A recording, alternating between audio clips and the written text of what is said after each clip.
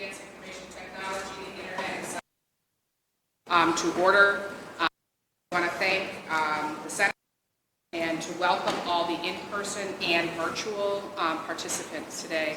As you know, standard procedure now in the legislature is to have all joint hearings have an option for virtual participation, something we're very proud of.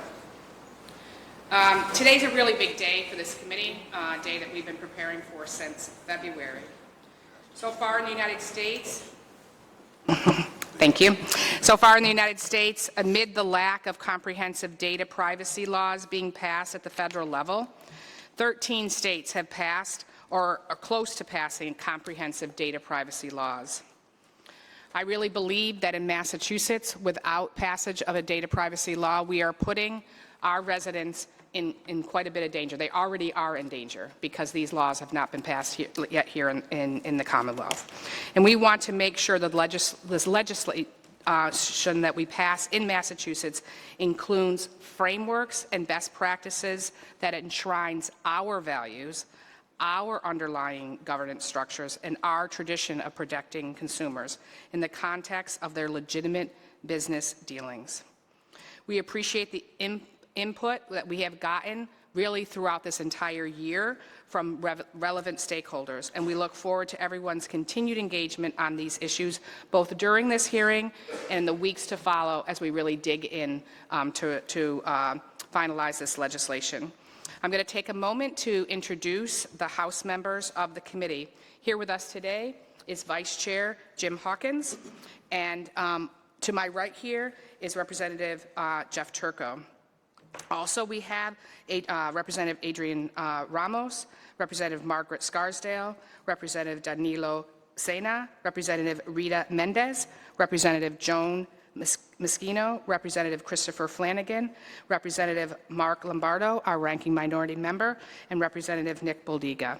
I really do appreciate the time and real work that each of these committee members have done, particularly on this issue. I'd like to now turn it over to my friend and co-chair, Senator Michael Moore, for opening remarks and to introduce his Senate colleagues. Thank you. Thank you, Chair Farley Bouvier. Thank you and your staff for organizing this hearing today.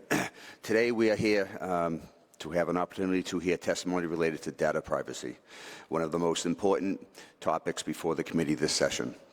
In the past, the amount of information that an entity could maintain was limited by physical storage space. The advent of the digital age and electronic data storage removed this limitation, allowing the collection of vast amounts of user data across a range of topics, whether it's financial, healthcare, geographic, and political, just to name a few. New technologies, including artificial intelligence, allow this data to be used and processed in ways never previously considered. This user data can reveal some of the most intimate and personal decisions a person can make, and often individuals do not even realize the full range of data they have shared. But even if they do, they have limited, if any, control over how their data is maintained, used, shared, or sold. Data privacy also dovetails with cybersecurity. Vast collections of user data created a tempting target for cyber criminals, and, of course, you cannot have a breach of data if the data is not collected in the first place. And as we all know, data breach notifications have become all too regular of an occurrence. While the European Union has already taken steps to protect its residents, it is clear that Congress will not act anytime soon to implement reasonable data privacy protections, leaving it to the states to act. Today's hearing is an opportunity to inform the Commonwealth's approach to data privacy. I'd like to acknowledge some of the written testimony that we've received so far in favor of Senate 25 and House 83. The Worcester Regional Chamber of Commerce, the Mass Association of Early Ed and Child Care, and the Massachusetts Corrections Officers Federated Union have all sent letters in support of Senate 25 and House 83. I look forward to hearing more about key elements of the privacy legislation from the various stakeholders. I thank you all for being here today, and I also want to acknowledge on the committee Senator Barry Feingold, who is going to be testifying shortly, but he will be then joining the committee for the rest of the hearing. Thank you very much, and I look forward to hearing everyone's testimony. Thank you so much, Senator.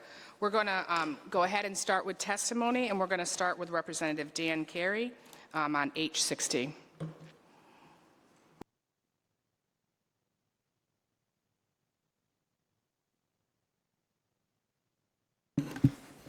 Good afternoon. Thank you, Chair Farley-Bouvier, Chair Moore, members of the committee. It's great to be here with you today. I'm especially happy to join you because last session, when the Joint Committee on Advanced Information Technology, the Internet, and Cybersecurity started, I was the House Vice Chair of the committee, and I really enjoyed the topics that get discussed in this committee, and I really learned a lot. My background's not in cybersecurity. When I was named to that post, I scrambled and I researched and I bought a whole bunch of books. And the first one that I picked up was Cybersecurity for Beginners. And the first sentence, with a whole page devoted to it, before the preface, before the introduction, before the table of contents, says if you aren't concerned about cybersecurity, you don't know enough about it. And that stuck with me for the last couple of years, because the more I learn, the scarier this gets, this unregulated, wild, wild west of the internet that we carry with us in every laptop and every phone in our pocket. So the committee put out last session what I've filed this session, H60, an act establishing the Massachusetts Information Privacy and Security Act, often referred to as MIPSA. And I really cannot thank enough the previous two chairs and their staff who did the bulk of this work. When Chair Campbell didn't rejoin us this session, I chatted with her, and we wanted to refile it in the House and make sure it kept moving, and I know it's moving in the Senate as well. But it was really important to me that this get refiled because this is an issue that's pervasive, as I said, in all of our pockets. And in your cell phone right now, there's companies going through your data and selling it to other people and targeting ads at you. And for some people, that's not a problem. My wife wants every shoe store to know her shoe size and to send her targeted ads for shoes in that size. But when we lose a loved one and we Google what to do, or we visit a funeral home, we often hear, the phones must be listening to us. And that's not what's happening. The phones are talking to each other. So when I'm at the funeral home, my phone's connecting with all the funeral home staff. And when I get home, after my loved one's buried, I'm trying to move on. And for weeks, I'm getting targeted ads for more funeral homes and sales on caskets, bringing that grief back up every time I open the phone. That's just a calm example, a tragic calm example. Sensitive data is being shared. Your height, your weight, your sexual orientation, things about your family, maybe your passport number, all sorts of things. And so this bill would go after that data and protect it for you, and you'd have an opt-out of that personal information sold, and you'd have an opt-out for the targeted ads.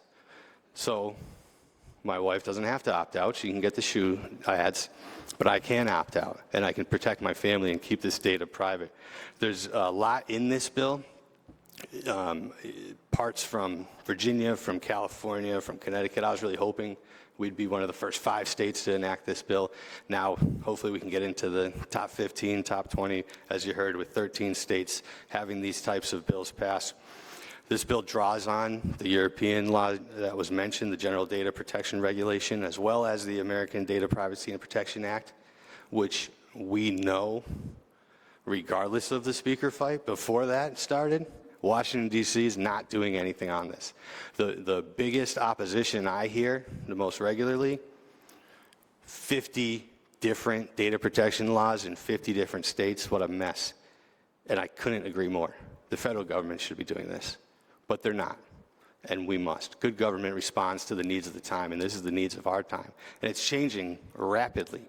We know we have some rules around this, but we didn't anticipate when those were put into place, Amazon and Facebook, and just exactly what these companies are doing with this data. And so this bill would target those, and I think it takes the best of those different states and those different laws. It'd be simple to say, well, look, Connecticut's near us. Let's just do what they did. I'll keep my opinion about Connecticut private. But we can't just say that's the easy way out, or let's do American Data Privacy and Protection Act because people are familiar with it. Sometimes that's the way to legislate, little tiny steps forward, not with something like this, not with something that's attacking our personal data 24/7, 365. We should make the best law in the country. And I think this takes the best pieces of some of those other states' laws and puts them together. So I'm hopeful we'll be able to pass it. I know there's some other great bills filed with great pieces, and we can all work together. And I look forward to working with you as this continues to move forward. Thank you. Thank you so much, Representative Carey. I'm going to first turn to committee members to see if they have questions for you. Senator? You're good? Mr. Vice Chair? Jim? Can you tell me the author of the book? I'll let you borrow it. Yep, it's Ref Muirwise. Representative Carey, in your version of the bill, H60, doesn't seem to address data minimization as much as another bill that's before this committee. And I just didn't know if you have any thoughts about that, about your thoughts about whether what a company can collect to begin with should be part of the protections that we have. Sure, absolutely. So this bill kind of targets it to, it kind of makes it into a contract. There has to be a lawful reason for that information to come in. It can't just be, all right, I got a weather app. It's going to attack all my other apps and get my personal information. There's got to be some sort of contract or consent between the provider and the person. And so this really attacks that, whereas, there's some more, I've seen some more vague language in other states, and it kind of just says that you have to, the companies have to take care of the data that they get, but it doesn't say what data they get or what they can get. Whatever you have, that's what you need to regulate. Well, this one would go a little further and say, all right, well, what can you have? Okay, thank you. Thank you very much, and I appreciate the work that you've put into this bill, your work from last session, and your partnering with us this session. Yeah, sure. Senator? Sorry. I guess, what do you see as the most important component of a piece of privacy legislation? I think there has to be an enforcement mechanism. The most important piece to folks that I've talked to is the control. That people need to know who's getting what information about me and what are they doing with it. That's why I talked about the shoes. It's a little silly, but that's an example where you might opt in. But do you know what other information is out there that your personal details are being bought and sold just to be targeted back at you? So having that control and then having that enforcement, I'd say, are probably the two. Okay, there's one other question that comes in to play. When that legislation was first drafted last session, AI wasn't as prevalent as it is now. How does that play into what's been filed? That's a great question. I think we need to target AI and data protection at the same time. And so, as far as this bill, I'd say what data is, when you're using AI, what are you consenting to? There's so many different ways for AI to get involved in people's lives and work and school and personal life. And so knowing up front where that data is going and what's happening with it. But I think regulating AI, in my opinion, would be a whole nother separate big bill. Okay, all right, thank you. Thank you, Representative. Appreciate your testimony today. Thank you, everyone. Next, I'd like to call up Senator Barry Feingold, somebody else talking about H60. Thank you so much, Senator. So just let everyone know here, the Senate is currently in formal session. So if there are any roll calls, please don't take it as any disrespect if any Senate members have to get up and leave to go vote. But thank you. Welcome, Senator. Chair Farley-Bouvier, Chair Moore, the rest of the committee, for allowing me to speak today about H60, the Massachusetts Information Privacy Security Act, or as it has been referred to as MISPA. I also want to thank Representative Carey, who just spoke, who has filed H60, which is a companion bill to what I filed, S227, which was also heard by the Joint Committee on Economic Development and Emerging Technologies early this morning.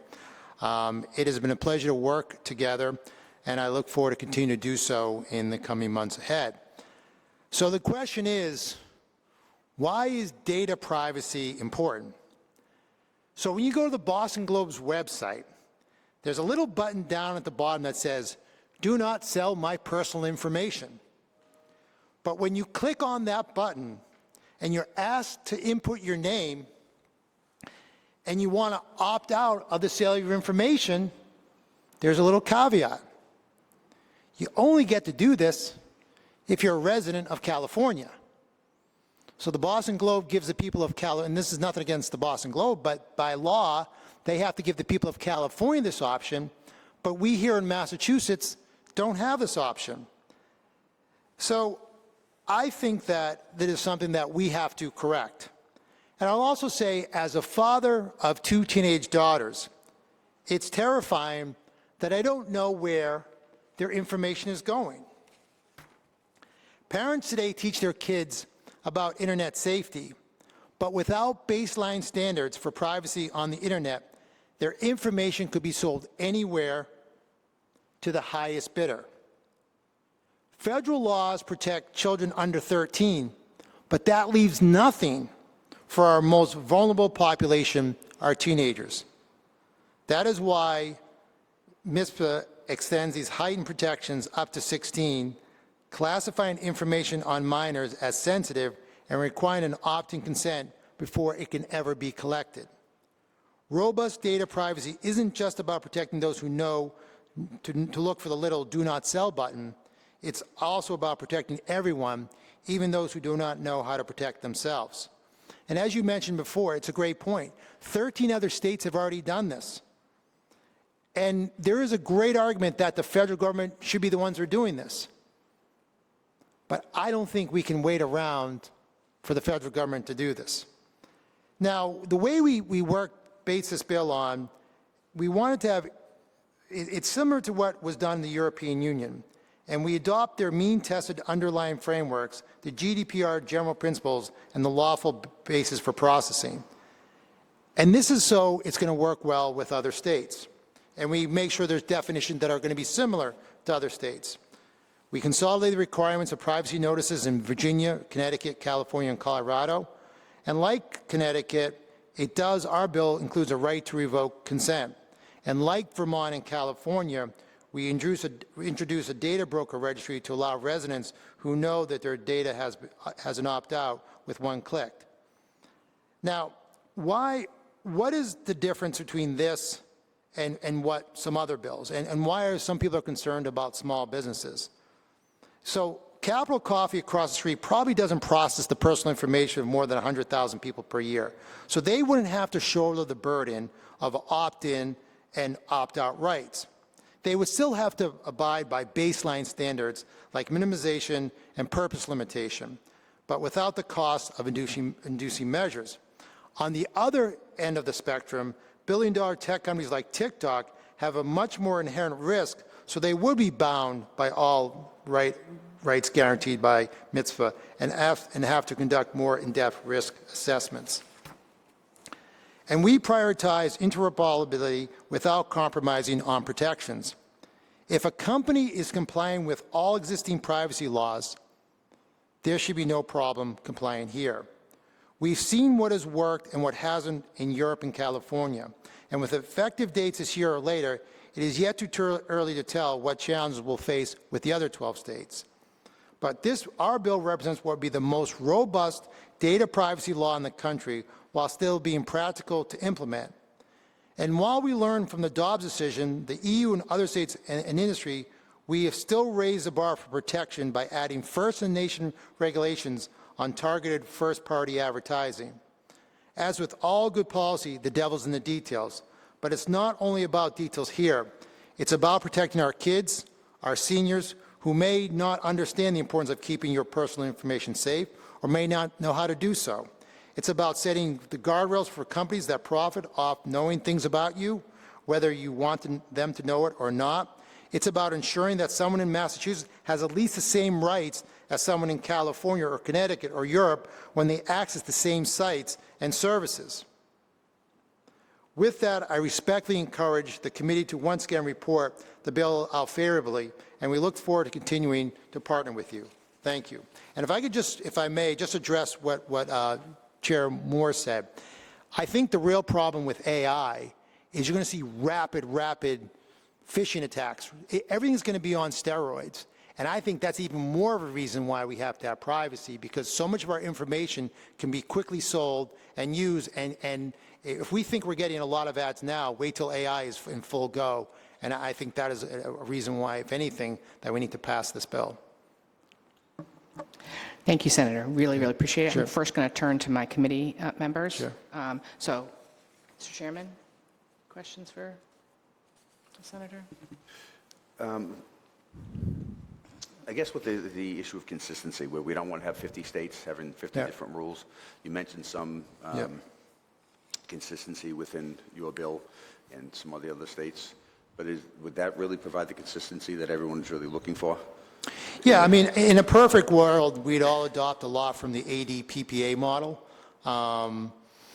But I also think that it's so early in the game that I think that all of us, when we come up with a bill, should be the best bill possible. Because as much as we're worried that there are 13 other states, I think like we've done in the past, where we've been a leader in legislation, that I think that we should put together the best privacy bill possible, and frankly, the rest of the states should follow us.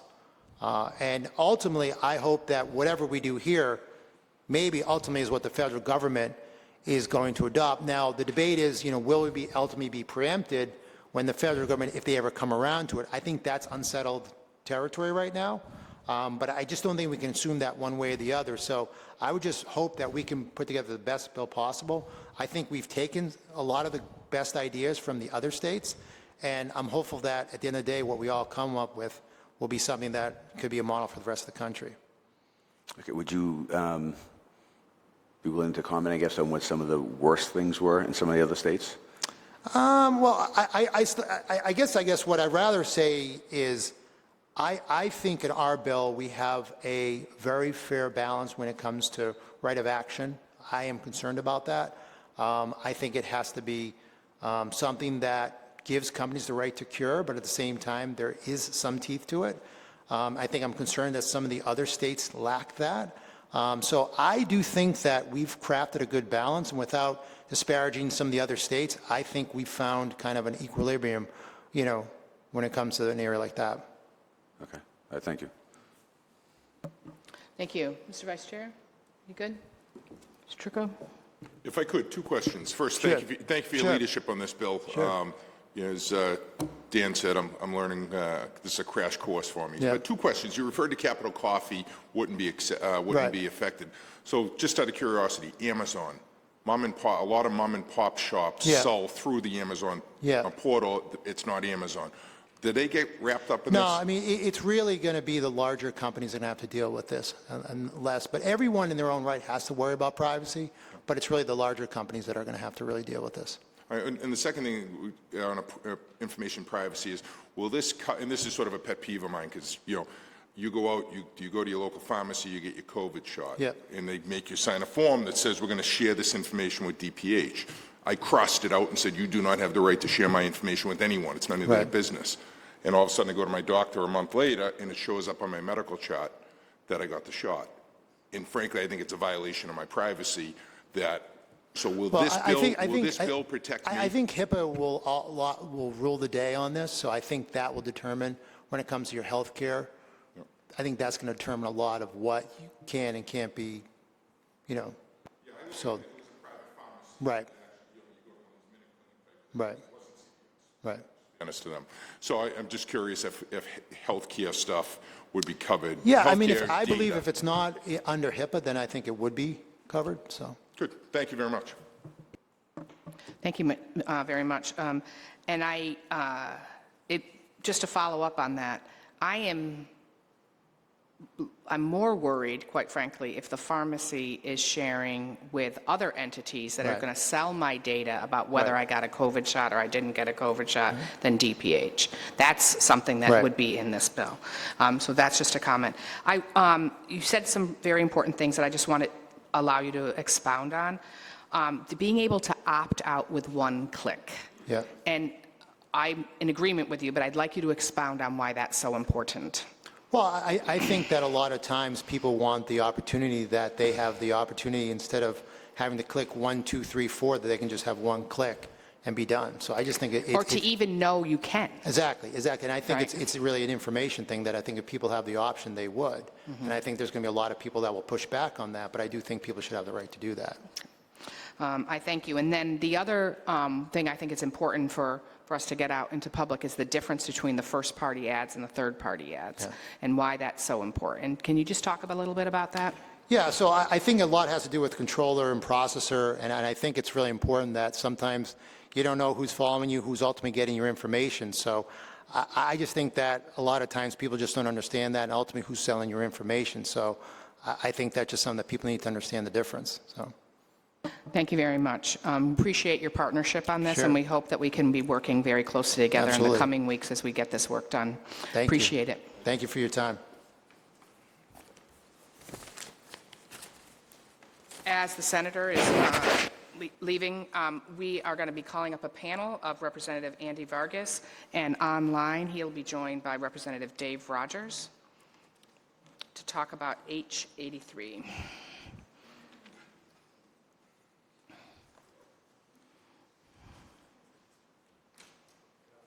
Good afternoon, Representative. Thank you, Madam Chair. Thank you, Mr. Chairman and members of the committee. I'm honored to be here with my co-filer, Representative Dave Rogers, who's online and will follow my testimony. I'm here to testify in support of our bill, H83 and S25, both titled An Act to Establish the Massachusetts Data Privacy Act, the MDPPA for short. This is legislation that is supported by the ACLU and other privacy organizations. It's also modeled after the federal legislation that had bipartisan support as well. So we think that we have a great comprehensive bill before this committee, and we really appreciate this committee's commitment to wanting to do something comprehensive on this issue. And I can't stress enough that we do something comprehensive given the magnitude of this. And so I just want to thank you for your leadership and being willing to dig into these issues, because they're not easy, they're technical in nature, but the impact on the lives of our residents are tremendous. So, look, we've talked a little bit about how our laws are outdated here today, and I don't want to be repetitive to some of the previous testimony that we've had before, but this particular bill takes inspiration from the Federal American Data Privacy Protection Act before Congress, which, as I mentioned, has received bipartisan support and buy-in from both privacy advocates, including lawyers for civil rights, and importantly, technology companies as well. The majority of this bill modeled after the ADPPA, but Massachusetts should not wait for Congress to act. Despite widespread support for the bill has been held up in Congress like everything else, as we know. And I also think that this timing of passing or addressing this issue in Massachusetts is actually perfect, because now we have multiple states that have already done it. We can look at what's worked in other states, and we can also make sure that what we do here in Massachusetts reflects the best practices of those states, but also influences what our federal government eventually does. As we all know, the federal government looks to Massachusetts often for model legislation, and so the work of this committee is paramount, not just to the Commonwealth, but nationwide as well. And so the bill accomplishes the following. Importantly, this bill takes a data minimization approach. We talked about that a little bit earlier. We think it's incredibly important to minimize the amount of data that is being collected and ensure that it's only essential to the core business functions of large corporations. And so this bill establishes specific criteria by which applicable companies can collect, use, or transfer data, ending the current free-for-all system by which our data is collected and sold. It prohibits those companies from engaging in deceptive advertising of products and services. It creates stricter protections for sensitive data, biometric, geolocation, and health data. You know, we've heard about cases where companies have access to mammogram images that they shouldn't have. The bill also establishes a criteria for what can be considered affirmative consent and prevents manipulative schemes for obtaining consent from individuals. It prohibits companies from retaliating against consumers and sets parameters around pricing, meaning companies cannot offer discounts to consumers in exchange for using their data or using other coercive measures to create price discrimination for different levels of privacy. And this is an issue that I don't think is talked about enough, but even when we set up the regulatory framework, we need to make sure that we don't leave the door open towards low-income folks being deceptively brought in to provide more of their data because of a different pricing stream or structure that they're more sensitive to. It also requires companies to create privacy policies that allow individuals to understand how their data will be collected, transferred, and used. I won't go down the litany of other things in the bill that it does as well, but one of the other things that I think is important is that it expressly prohibits targeted advertising for minors under the age of 17, and it takes into consideration if the companies could reasonably know with certainty the age of the individuals. So there are parameters in this bill that try to be reasonable about the core and essential business functions of companies while also keeping paramount the privacy of our constituents, residents, and in this case, children. To enforce this law, individuals would be entitled to a private right of action against companies that violate the law. This would not apply to small businesses. As Senator Feingold mentioned, our goal in general for folks who are working on privacy issues is not to burden small businesses here. And additionally, the Attorney General under this bill would be allowed to bring action against companies that violate the law. We've seen across the country several cases of workplace abuse of data as well. Overzealous monitoring of employee digital activity. A New York Times investigation, for example, found one woman realized that the company she was working for remotely was monitoring her keyboard activity, taking photos of her face and her work, and using that to determine how much she earned on the job. In a country where individual liberty and privacy is paramount, digital surveillance of employees of this nature should be unacceptable, and much less so in Massachusetts. This bill establishes safeguards to prevent excessive monitoring of employees and protect worker rights. And while many of us have become aware of privacy concerns raised by companies collecting or selling our data, there are additional consequences. Our personal data informs algorithms used by companies which manipulate what we see and what we are sold, and it influences the psyche of our nation and our Commonwealth. We've seen through several documentaries how data can be used for nefarious election activity as well. And so we need to make sure that we have the strongest data privacy laws here. We need to make sure that we're addressing this from an equity perspective and that we're protecting the individual liberties of our residents in the Commonwealth. So I will leave it at that and turn it over to Representative Rogers. Representative Rogers, the floor is yours. Well, thank you, Chairwoman Farley Bouvier and Chairman Moore. Thank you both so much, and members of the committee. Can you hear me okay? Yeah. Could you, we're not hearing you great. We're going to first turn to tech, and I'm going to ask you to look at your computer also. Maybe you can get a little closer to your mic there, Representative Rogers. Use your outdoor voice. Telling me to use my outdoor voice is dangerous, but how are we doing? Is that a little better? Is that any better? Because I am speaking pretty loudly now. I can hear you, but I'm not sure the audience can. Go ahead. Okay, well, as I said at the outset, thank you, Chairwoman Farley Bouvier and Chairman Moore. I appreciate this opportunity, and I'm here to testify on H83 along with my colleague, Representative Vargas, the Massachusetts Data Privacy Protection Act.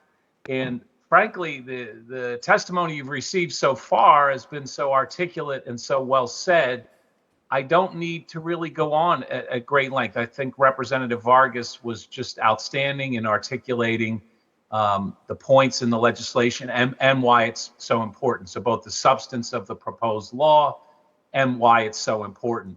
But I will share with you a phrase I've heard, maybe you've heard it, and to me it's a pithy shorthand way to sum up a lot of what we're dealing with here.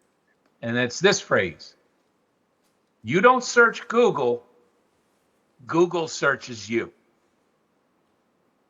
these companies have a compendium of information about us in ways that I think most of us can scarcely imagine. It's location, it's who your friends are, it's what you're shopping for, it's where you're going, what you're doing, on and on and on and on. And literally their entire business model, or a big chunk of their business model, I guess not their entire, is based on collecting this data. And I commend to you this book. I'll hold it up for those who are paying, who can see it. The Age of Surveillance Capitalism. Surveillance capitalism. Business models and capitalism based on surveilling you. And it's written by Shoshana Zuboff, a professor at Harvard. And there are companies that have built their whole business model, or a big chunk of their business model, on gathering information about us, often without our consent. Or let's be honest, these little pop-ups, do you consent or do you not? People are in a hurry to acquire information on the internet. They're not aware, if they are signing away their rights, essentially, they're not aware that they're doing it. And so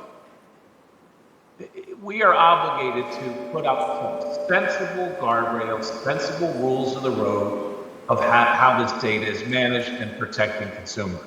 So we think that there's a very good proposal in front of you in our bill.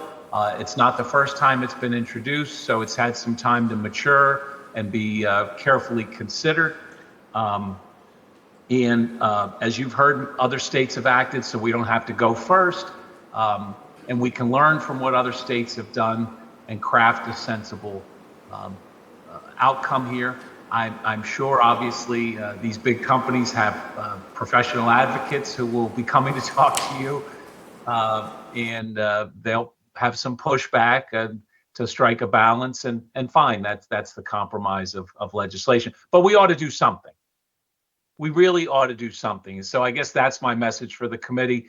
Representative Vargas, again, did such a good job of going into the details of the bill. I think I'd just be repeating at this point what he said.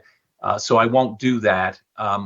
But final thing I'll say is I have another bill in front of you today, H80, an act relative to internet privacy rights for children.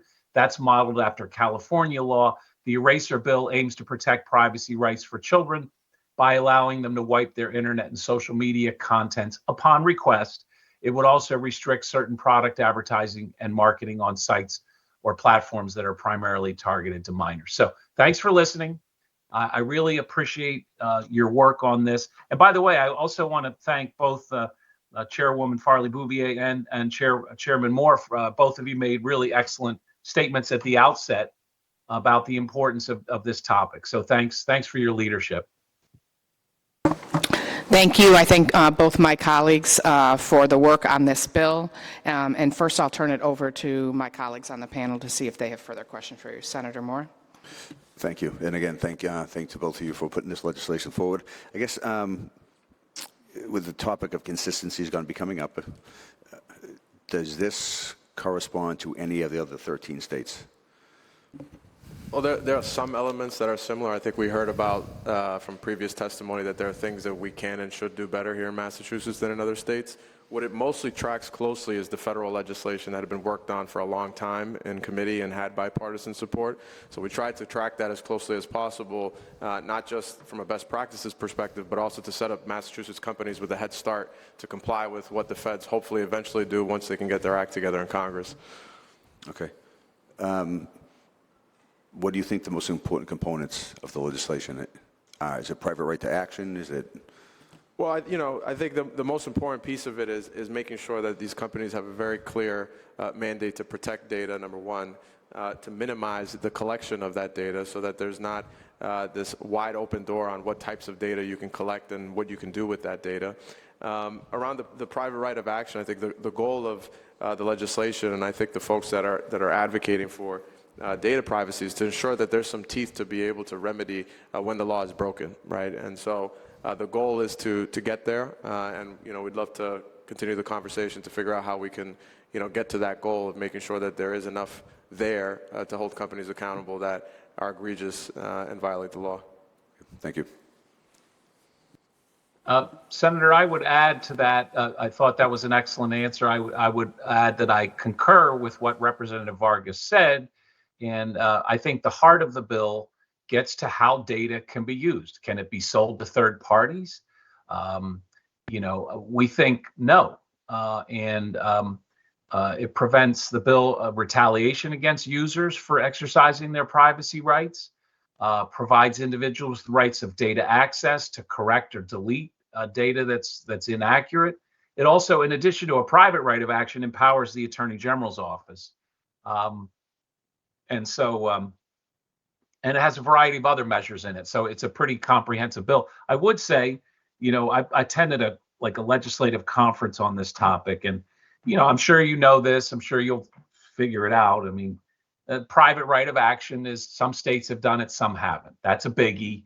I'm sure you're going to be weighing and deliberating and hearing from lots of folks on that, the pros and cons. I'm for it.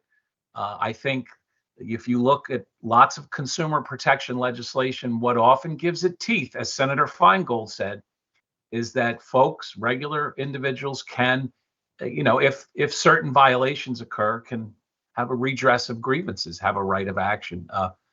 Some states have done it, some haven't. Thank you to my colleagues on the panel that are here, but also I just want to make sure that my committee members that are online, if you have questions, just please let us know by either raising your digital hand or to just text me, and I'll make sure call on them. So to the Vice Chair, good? Mr. Turco? Great. Thank you so very much. I appreciate the work that you've all put into this. Thank So you we are very going to much. be moving on to another phase of the hearing. Those who are not lead sponsors of bills, we're going to start calling on. I'm going to try to remember to tell you who's next, but then who's after that, so that you're ready, especially those who are online.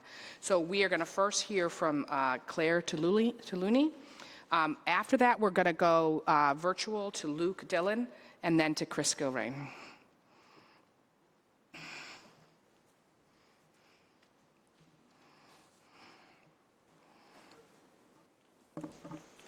Thank you very much. Thank you for calling me first. Good afternoon, Chair Farley-Bouvier, Chairman Moore, and members of the committee. My name is Claire Tuluni here on behalf of Reproductive Equity Now in support of the Massachusetts Data Privacy and Protection Act, and to urge the committee to take action to protect the digital privacy of abortion seekers.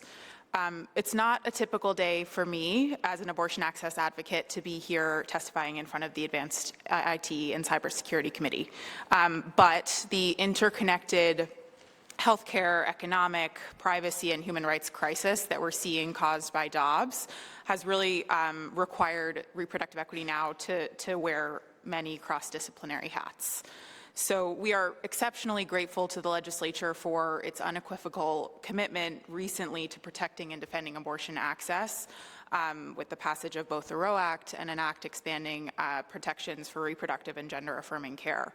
And yet, with so much of our lives lived online, we can't be fully protected until our digital privacy is also protected. So this is why our organization has made the Location Shield Act to ban the sale of cell phone location information one of our top legislative priorities this session. As more restrictions and bans are enacted across the country, more clinics will close, border states will see wait times increase, those wait times will grow longer and longer, and Massachusetts will continue to see an increase in patients traveling from out of the state for safe and compassionate care.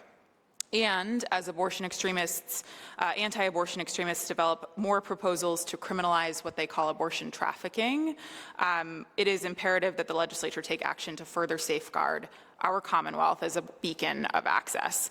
And so with its data minimization approach to digital privacy, which, as you noted, Chairwoman, ensures that less data about our lives is collected in the first place, the MDPPA offers a really strong framework to prevent providers and patients' data from ending up in the wrong hands. And the reality is that our best in the nation shield protections that you passed and enacted last year that are guarding our providers and our patients from prosecution and from professional harm right now mean very little if their digital information, and particularly we're concerned about their location information, which ultimately shows where they work, live, travel, and seek health care, if that information can be weaponized against them. So we believe that safeguarding the location information of abortion seekers is of paramount importance, and we urge you to also consider this proposal in your deliberations in the committee this session. Thank you very much.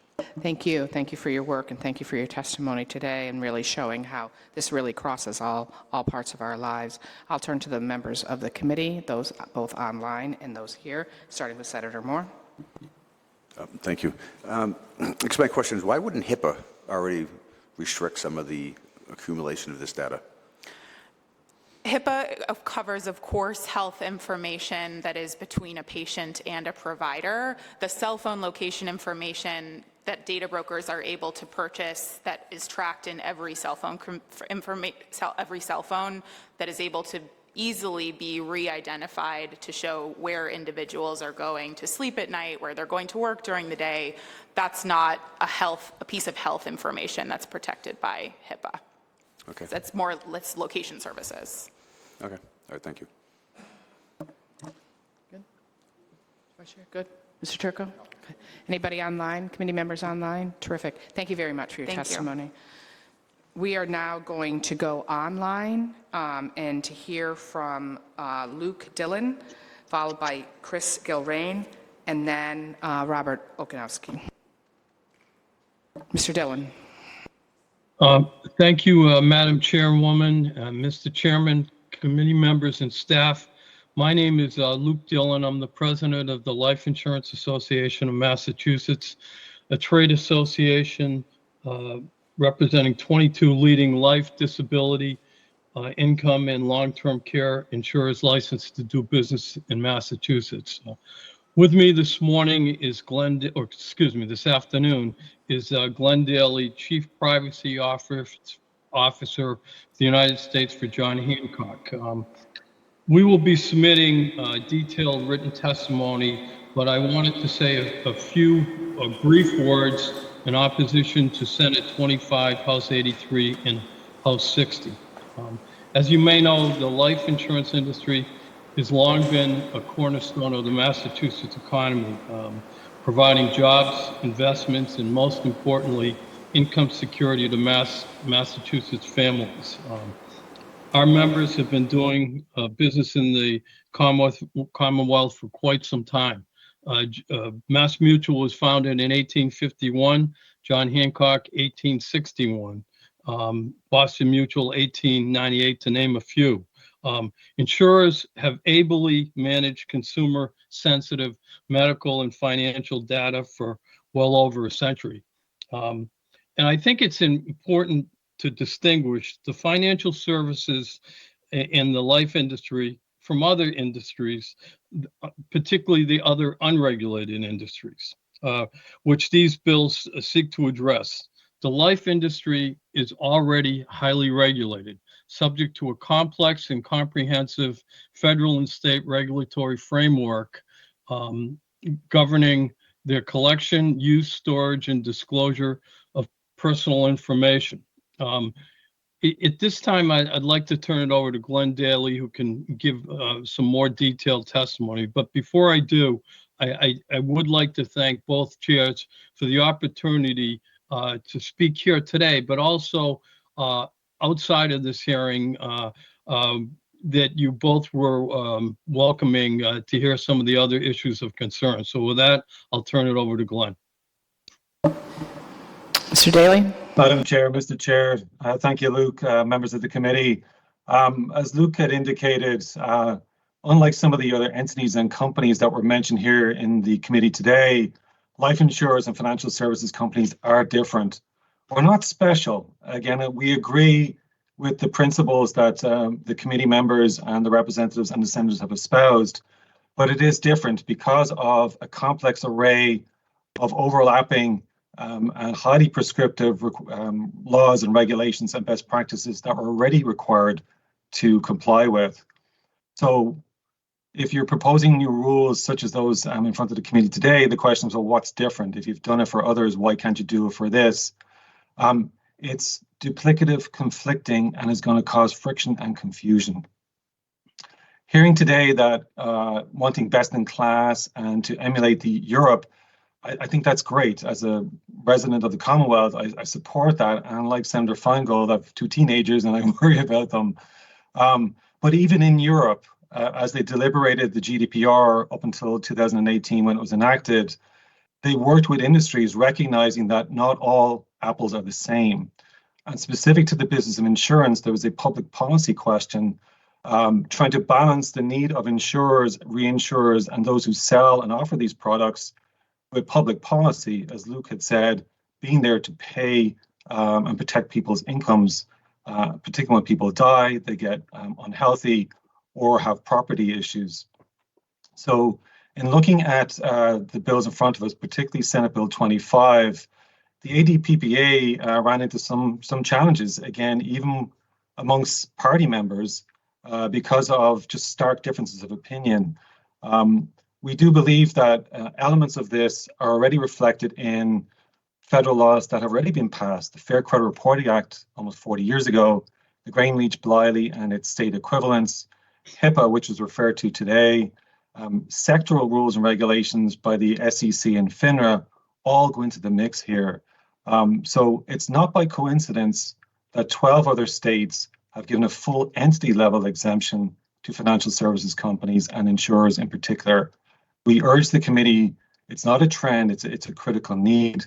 I'm running out of time here today. I know there's some questions that will probably be posed, but we are separate and distinct from how we handle information.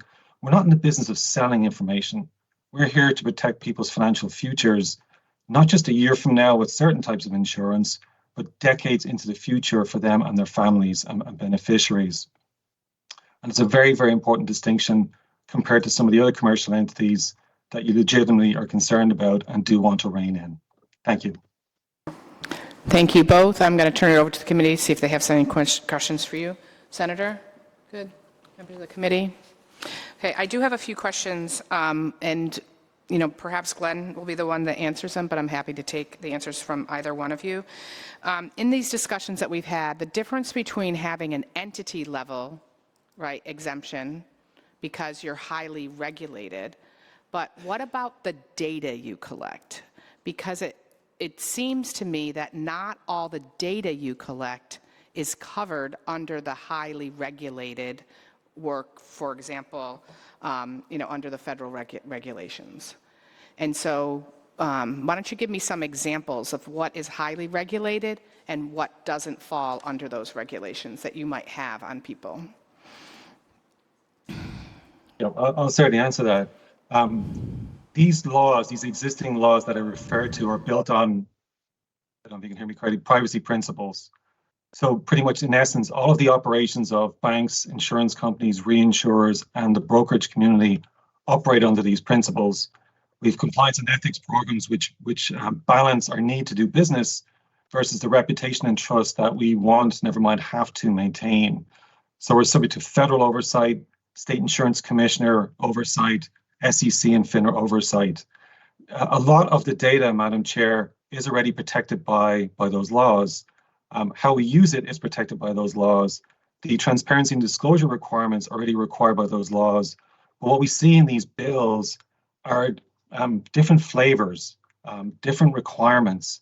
And the question is, well, why not just add Massachusetts flavor to what already you have to do? We're already facing criticism that our notices are too long. They're too complicated. You need to be a lawyer to understand them. And that's where trying to get the balance right here, adding another layer of complexity into that mix doesn't make sense. Not all insurance is bought and sold to individuals. There are other stakeholders within the insurance world. But the data, getting back to your question, insurance is a risk-based business. We need data in order to assess the risks, price appropriately, and make decisions about both applicants trying to buy the product or get the product, employers or group plan sponsors offering it voluntarily to their employees and participants, and then being there to pay the claims. Without data, insurance faces anti-selection risk and insolvency risk. And that's a critical thing, even within the financial services community, that we hope members of the committee take into account. So I just want to be clear. I'm going to just repeat something back to you. You have principles that you abide by, but I didn't hear you say that you had rules that you abide by. So I just want to make that clear. And then the other thing I want to ask about is there data that you collect that is not covered under the Gramm-Leach-Bliley Act? For example, if I just started thinking about life insurance, and so I went and Googled life insurance, and you could have, a quote estimator or something like that, and I put that information in, and then it went out. You have a whole lot of data on me. Is all that data covered by Gramm-Leach-Bliley? Yes, it is, because what we do with it and how we can share and use it is covered under the Gramm-Leach-Bliley Act, as well as implementing state regulations. So here in the Commonwealth, we've got Massachusetts insurance regulations that complement the federal law. We have to be transparent in our privacy notices about how we use that information, who we share it with, and why. We offer privacy rights both under the insurance privacy laws here in Massachusetts, as well as under GLBA principles, so people have a sense of what we are doing and can object or opt out, is the term, as to how some of this information is moved around. We are required under GLBA to safeguard this information. I saw the book on cybersecurity in front of the committee.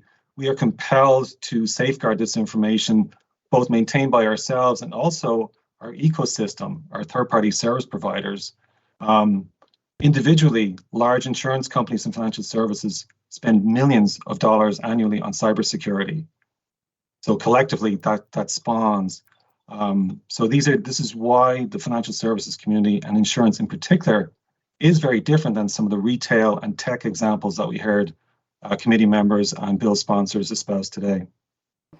Thank you very much. We're going to now move on. We thank you, gentlemen. We're going to now move on to Chris Gilrain. After Chris, we're going to move to a panel of Bubba Nummery and Lindsay Stewart, followed by a panel for Emiliano and Eric. Chris, welcome. You're not a stranger to this place, are you? Thank you, Madam Chair. Actually, it just occurred to me that the last time I actually was testifying in this particular room was Student Government Day as a high school junior. So not a stranger to this committee, but this room is a nice change of pace. So thank you.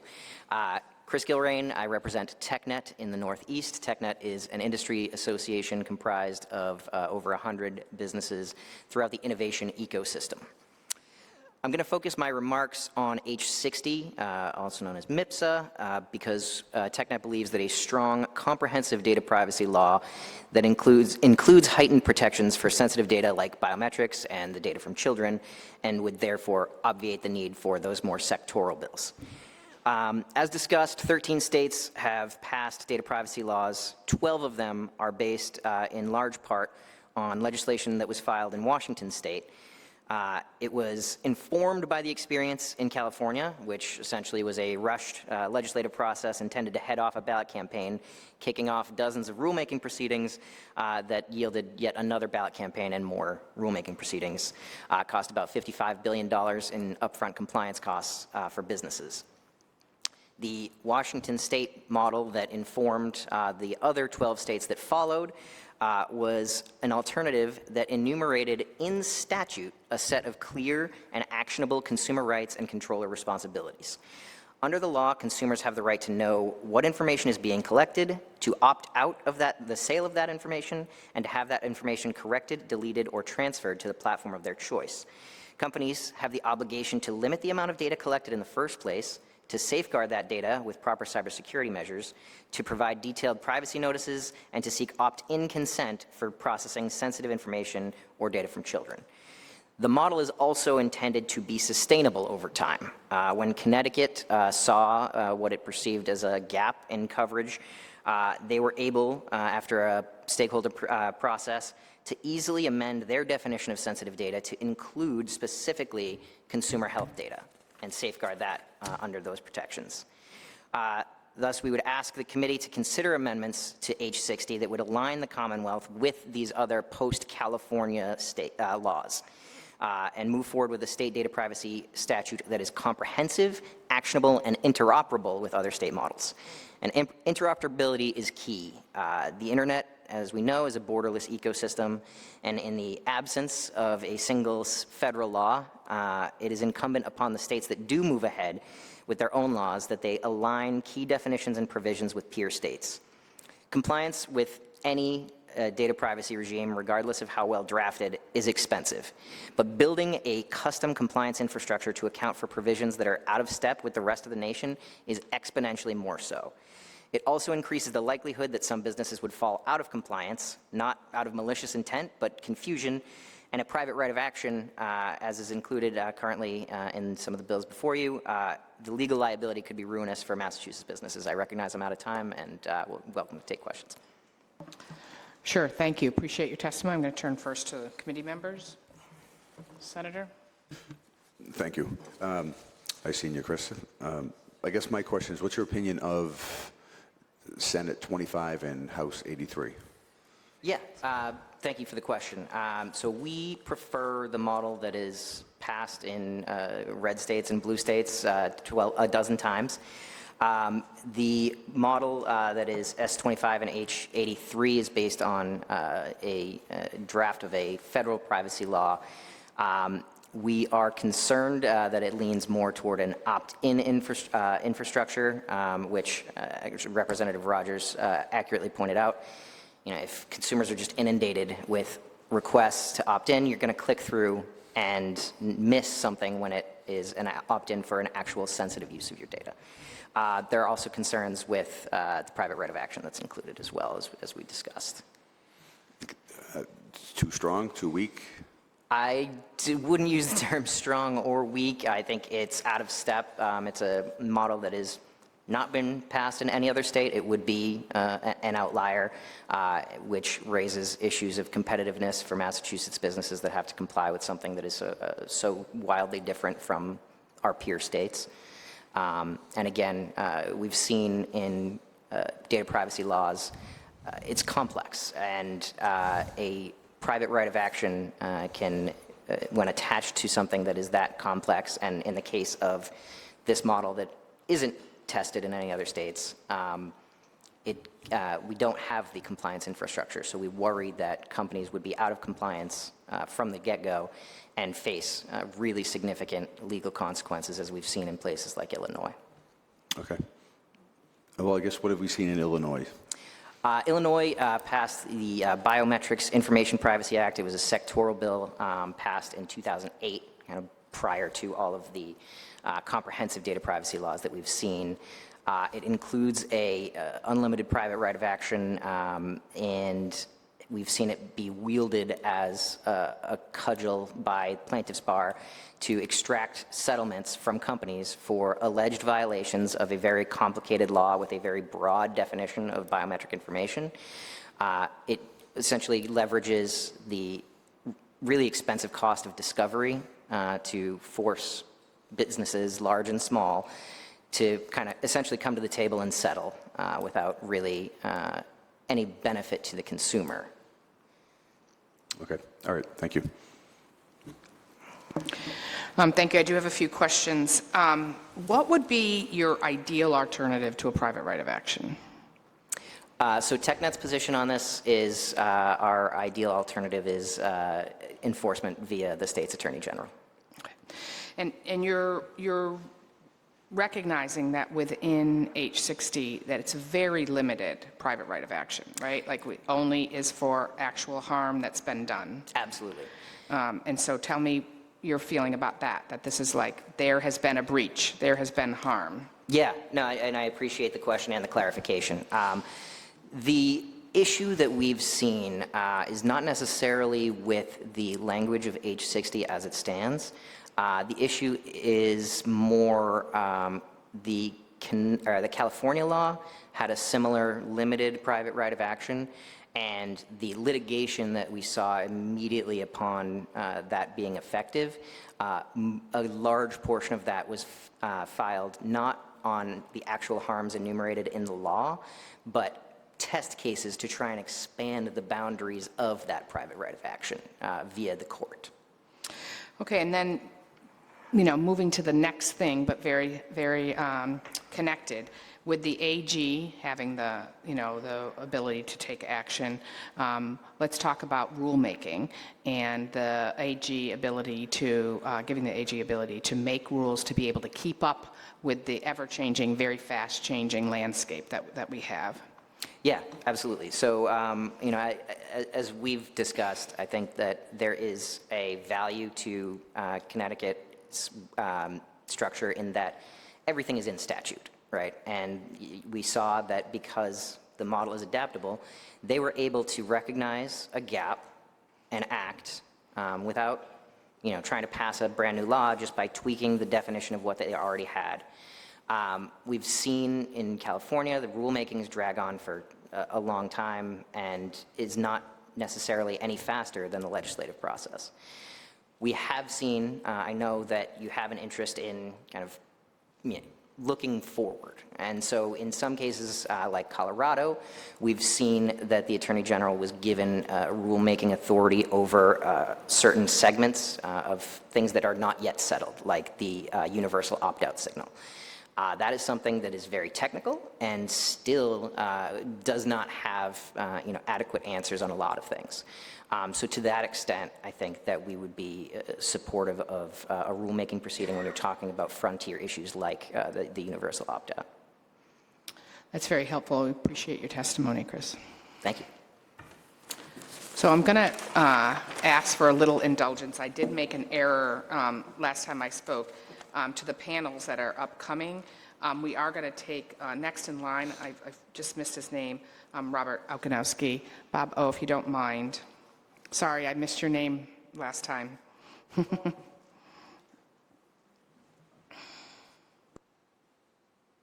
we all doing today? Very well. Nice to see you. We don't usually get to see each other in this context, right? It's good to Usually be you're in seen and not Pittsfield. viewed. That's right. Well, first off, thank you for the opportunity to be here today. Appreciate it. Bob Okaneski, the Executive Vice President of the Massachusetts State Auto Dealers Association. We represent the 427 franchise new car and truck dealers across the Commonwealth. We have over 20,000 employees. We're almost 20% of the retail economy in Massachusetts. And as you can imagine, these types of data issues are very important to us.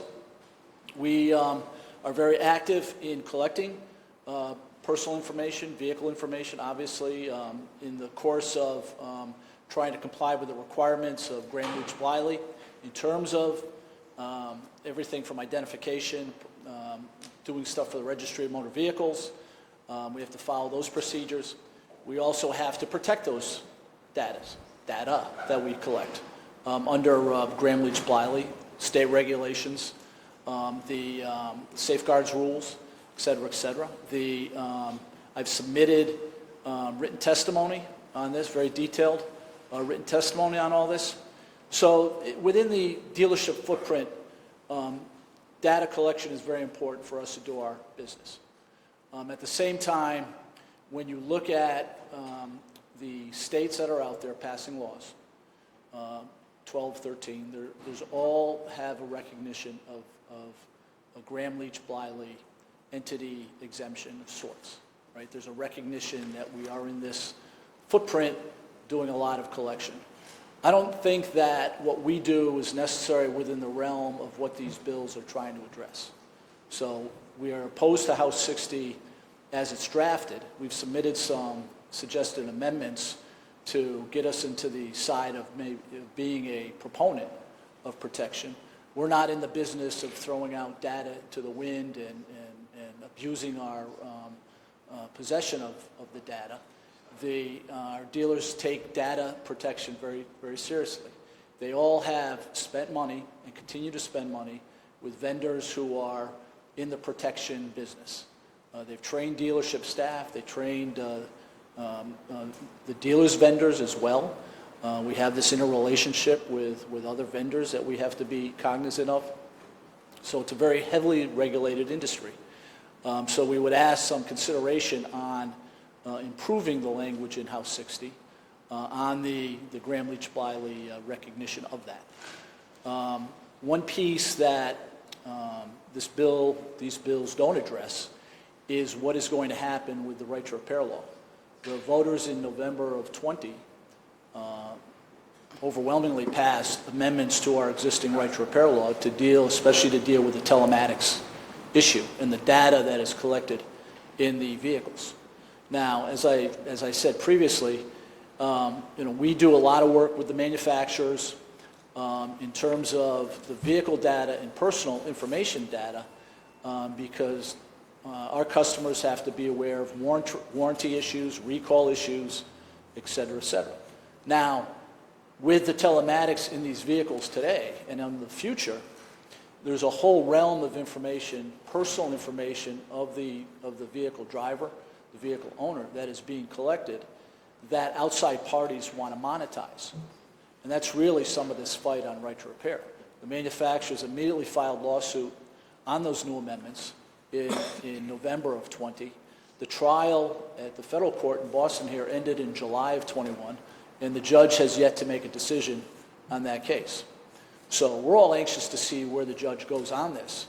But just bear in mind that regardless of where the judge's decision goes, if it does, it most likely probably will be appealed by someone, because someone's always angry with the decision. The law that will eventually get enacted here in the Commonwealth will need to be reconciled with those matters within right to repair. Sure. Of course, I just want to be able to get to the questions. Senator, are you good? Okay. So I want to go back to something I asked the life insurance folks. You have data. Which, by the way, everyone should have life insurance. Thank you. You have data that's covered under Gramm-Leach-Bliley. You have data that is not covered under Gramm-Leach-Bliley, if I understand it. And shouldn't, as opposed to an entity level exemption, wouldn't a data level exemption be a better fit for you and your members? I would turn it around a little bit because I've been dealing with this issue for a number of sessions now. And I'll be frank with you, I get very confused sometimes as to what we're trying to drive at. Right? We're not taking data from consumers and customers and then turning around and selling it to other parties. Right? We need data to, let's say, help assess someone's financial status so they can get a loan for a vehicle. Now, they may have done that ahead of time themselves with a credit union or their own bank before, and they bring their own financing to the table. And I understand those things. I want to get to the other data you have. Yeah. What is it you want to cover in the bill versus what it is we're doing? Because I've heard testimony both here and this morning, and I got to tell you, it's been a long time since I've had to do a doubleheader, so it can be trying sometimes. But I will say that we're trying to reconcile what it is the legislature is trying to get at with what our business practices are. Right, so let me help you clarify that. So I understand there's dealers and there's manufacturers, okay?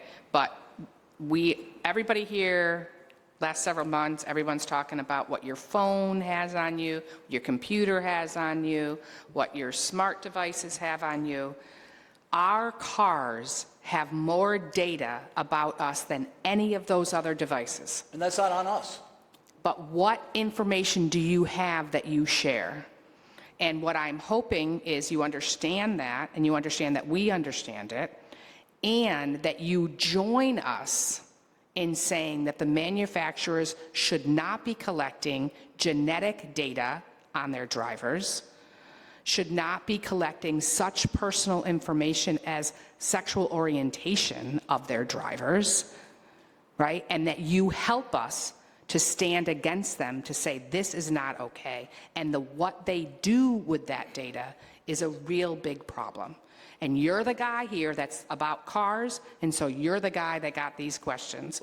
But with all due respect, we retail the cars. There's we understand, individuals who come in this building every day who represent the manufacturers. And what I'm asking you to do is stand with us. And that's what I've kind of said over the years, is that we want to get to a support level on this, because none of us have an interest on the retail side in having data that we collect to do our jobs and to better serve the consumer it's not in our interest to have data leak out or be used inappropriately. Now, That's how- great. now Because how- you have kids too that are driving these cars, so. I have 5 kids. And we are going to have to wrap it up, Bob, okay? That's a whole different bag of issues, having 5 kids.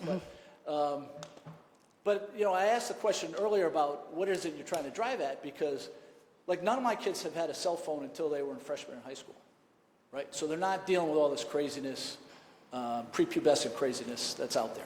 I don't have Siri in my house. I don't have all this other Alexa stuff because I know what it does, right? I don't have any of this.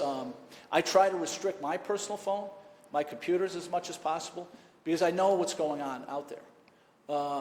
You know, if every one of us in here will go probably plug your phone into the car tonight, and it'll tell you it'll take you 41 minutes to get home, and traffic is light or heavy or whatnot. Well, that's on you, right? You've allowed the system to do that. Okay, I'm going to interrupt you because we're short on time. I'm just going to emphasize that whether your phone is in your car or not, your car has more information about you than your phone does.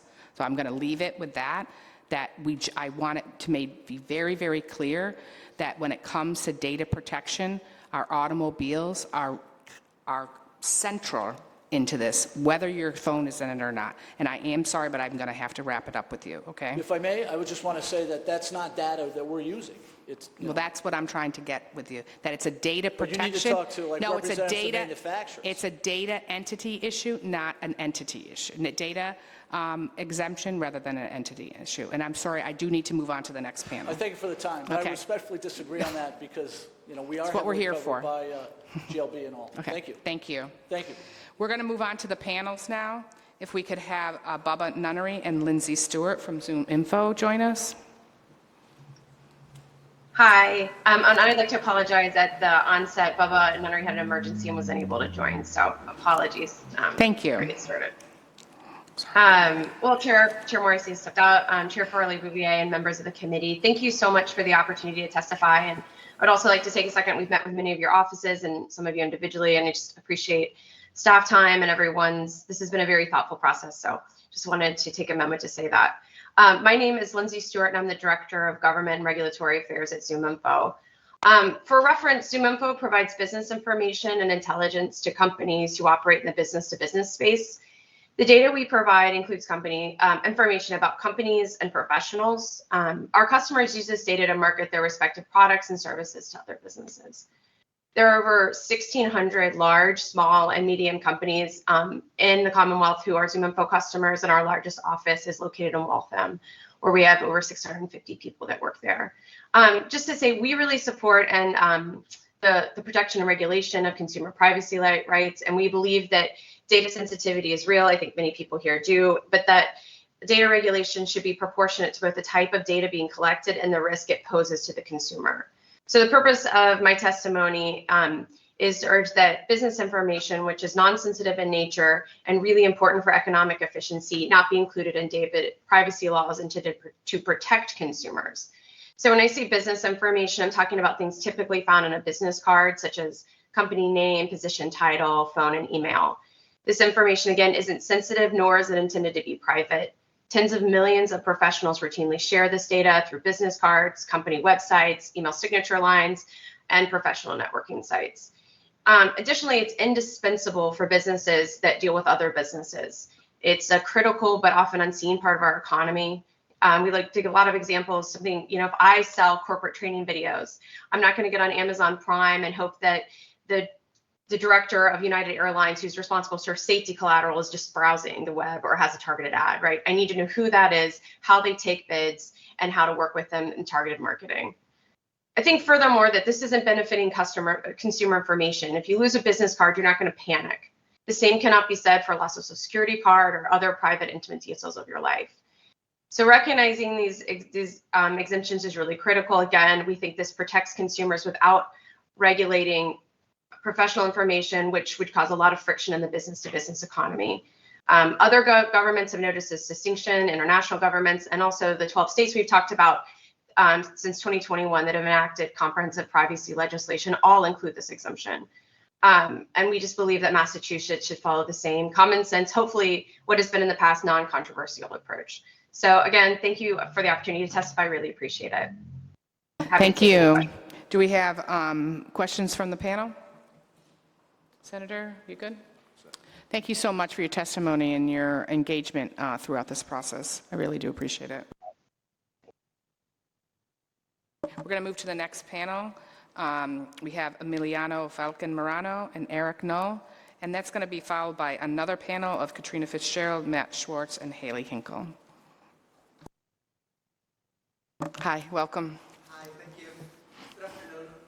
Thank you, Jess, for having me here. My name is Emiliano Falcon Morano, and I'm here on behalf of the City of Massachusetts. I'm a policy counsel for the Technology for Liberty program, and I'm here to strongly endorse House Bill 83 and Senate Bill 25, the Massachusetts Data Privacy Protection Act, or MDPPA for short. This is a bill that, as we know, is sponsored by Representative Vargas and Rogers, as well as Senator Cream. Here in Massachusetts, the current legislative framework falls markedly short of providing adequate protections for consumer privacy. Those motivated by their stock price and bottom line would like the Commonwealth to settle for a law with limited protections and weak enforcement, like those won by industry lobbyists in Virginia and Connecticut and so many other places. But doing so would fail to meet the challenge of protecting Massachusetts residents, and it would put private profits over the public interest. Instead, the MDPPA lays out the best course of action and gives the Commonwealth an opportunity to lead by putting the people and communities first. As it has been mentioned here today, this bill is based on the American Data Privacy Protection Act, a carefully designed federal bill that received strong bipartisan support in committee last year and that Eric, my fellow panelist, will talk about. However, as Chairman Moore mentioned, Massachusetts should not wait for federal action. Today, you will hear from different organizations about how this bill protects personal information. But let me introduce the most important provisions, which are two. The first one is that MDPPA requires data minimization. This bill is not your typical privacy bill because it diverges from the conventional approach, and if I say the failed approach, of seeking individual consent to legitimize shady business practices. Instead, it shifts the burden from the consumers to the companies, limiting data collection, processing, and disclosure regardless of consent. Less data collected and processed means less data that can be misused or abused. Second, the MDPPA provides higher protections for sensitive data because of the severe harms that may arise from their misuse or abuse. This information includes government-issued identifiers, information related to an individual's physical or mental health, biometric data, and location data, among others. Per the bill, companies are prohibited from collecting or processing such data unless it is strictly necessary to provide or maintain a specific product or service requested by the consumer. Of course, you might already know that the MDPPA is a big bill with many provisions. It contains language to protect civil rights, prevent digital discrimination, rules tailored to the size of the companies in the market, and strong enforcement rules, including a private right of action. However, I wanted to begin by focusing on these two, data minimization and special protections for sensitive data, because those aspects of the bill are its backbone and beating heart. Thank you very much. Thank you, and thank you for your work on this bill. I'm going to first turn to the panel. Oh, we have Eric with us too, right? Eric, why don't you go? Hello. Chair Moore, Chair Farley-Bouvier, members of the Joint Committee, thank you very much for allowing me to speak remotely to you today in support of the Massachusetts Data Privacy Protection Act, a bill that is modeled on the proposed federal American Data Privacy and Protection Act, and a bill that will significantly improve the privacy protections of the people of Massachusetts. My name is Eric Null. I am the co-director of the Privacy and Data Project at the Center for Democracy and Technology, a DC-based civil society organization that has placed privacy at its core for its 28-year history. My colleagues on other panels and Emiliano will discuss the substance of the bill in more detail, but I wanted to underscore one substantive point before turning to my broader argument, which is that this bill would finally move Massachusetts beyond the failed notice and consent regime into one where companies are held accountable for privacy violations instead of placing the lion's share of the privacy burden on people. Passing this Massachusetts bill would be a watershed moment for privacy and, as I'll explain, for artificial intelligence policy. Today, I'll emphasize 3 reasons why Massachusetts should pass a privacy law based on the federal bill, the ADPPA. First, the federal bill had broad bipartisan support. The federal bill grew out of negotiations between both parties after years of civil society advocating for a strong privacy law that included civil rights protections, true data minimization, user rights, and a private right of action.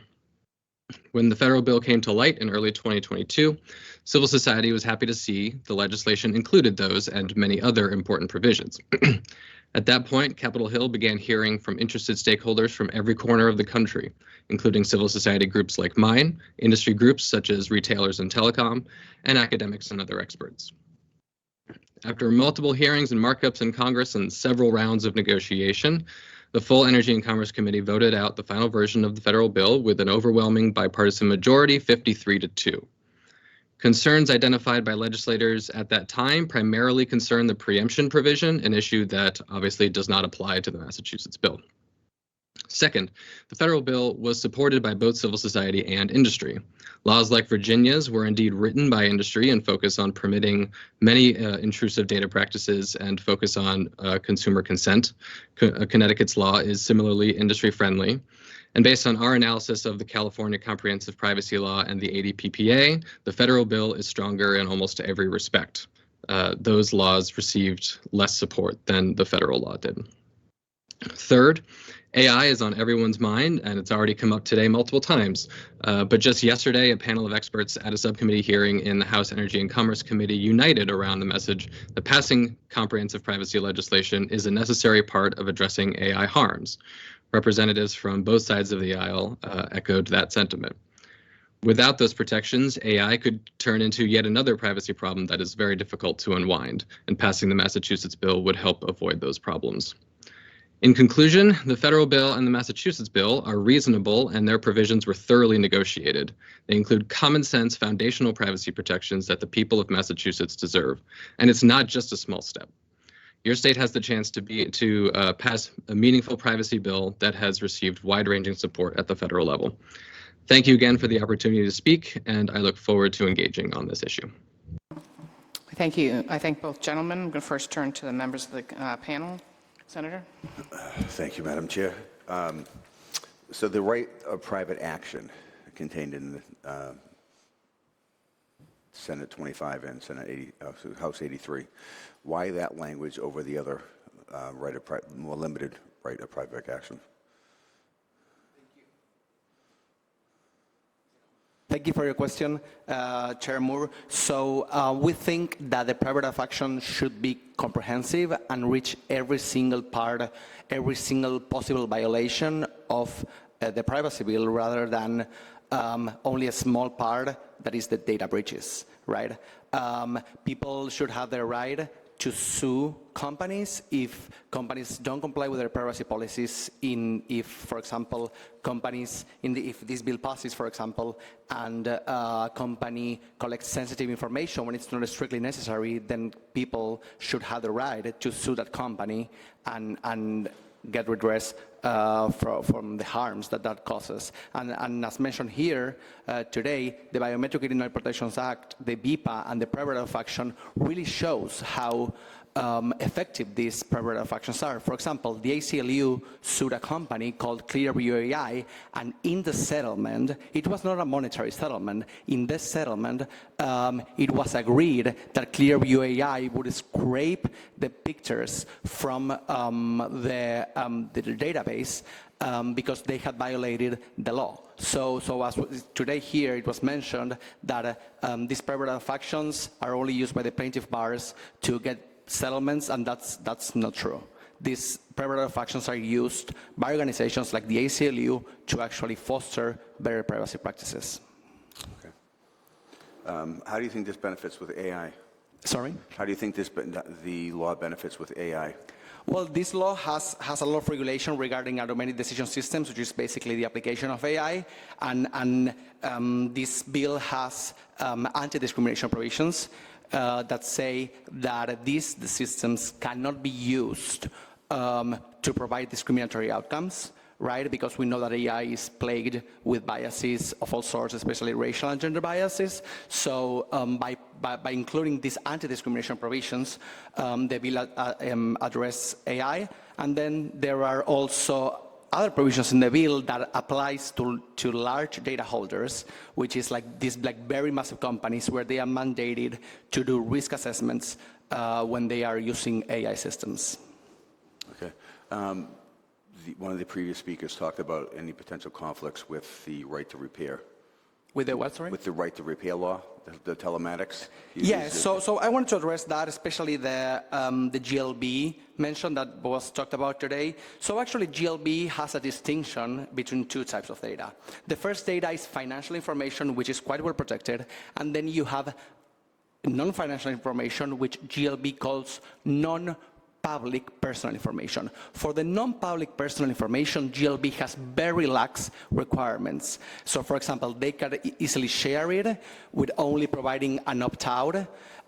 So that's actually, I think that the chair, Farley-Bouvier, was looking for this answer, which is basically there are two types of answers. The first one is financial information, as the second one is this non-financial information, which is really not protected by GLB. Okay, thank you. Rep. Turco? You referred to, if I heard it correctly, that they should only be able to collect the government the data that they need. So I break my cell phone, I file a claim through Verizon, through Assurian, and Assurian says when I fill it out online, you need to upload your driver's license, fronted and back, a picture of it. Is that required in your mind to process it?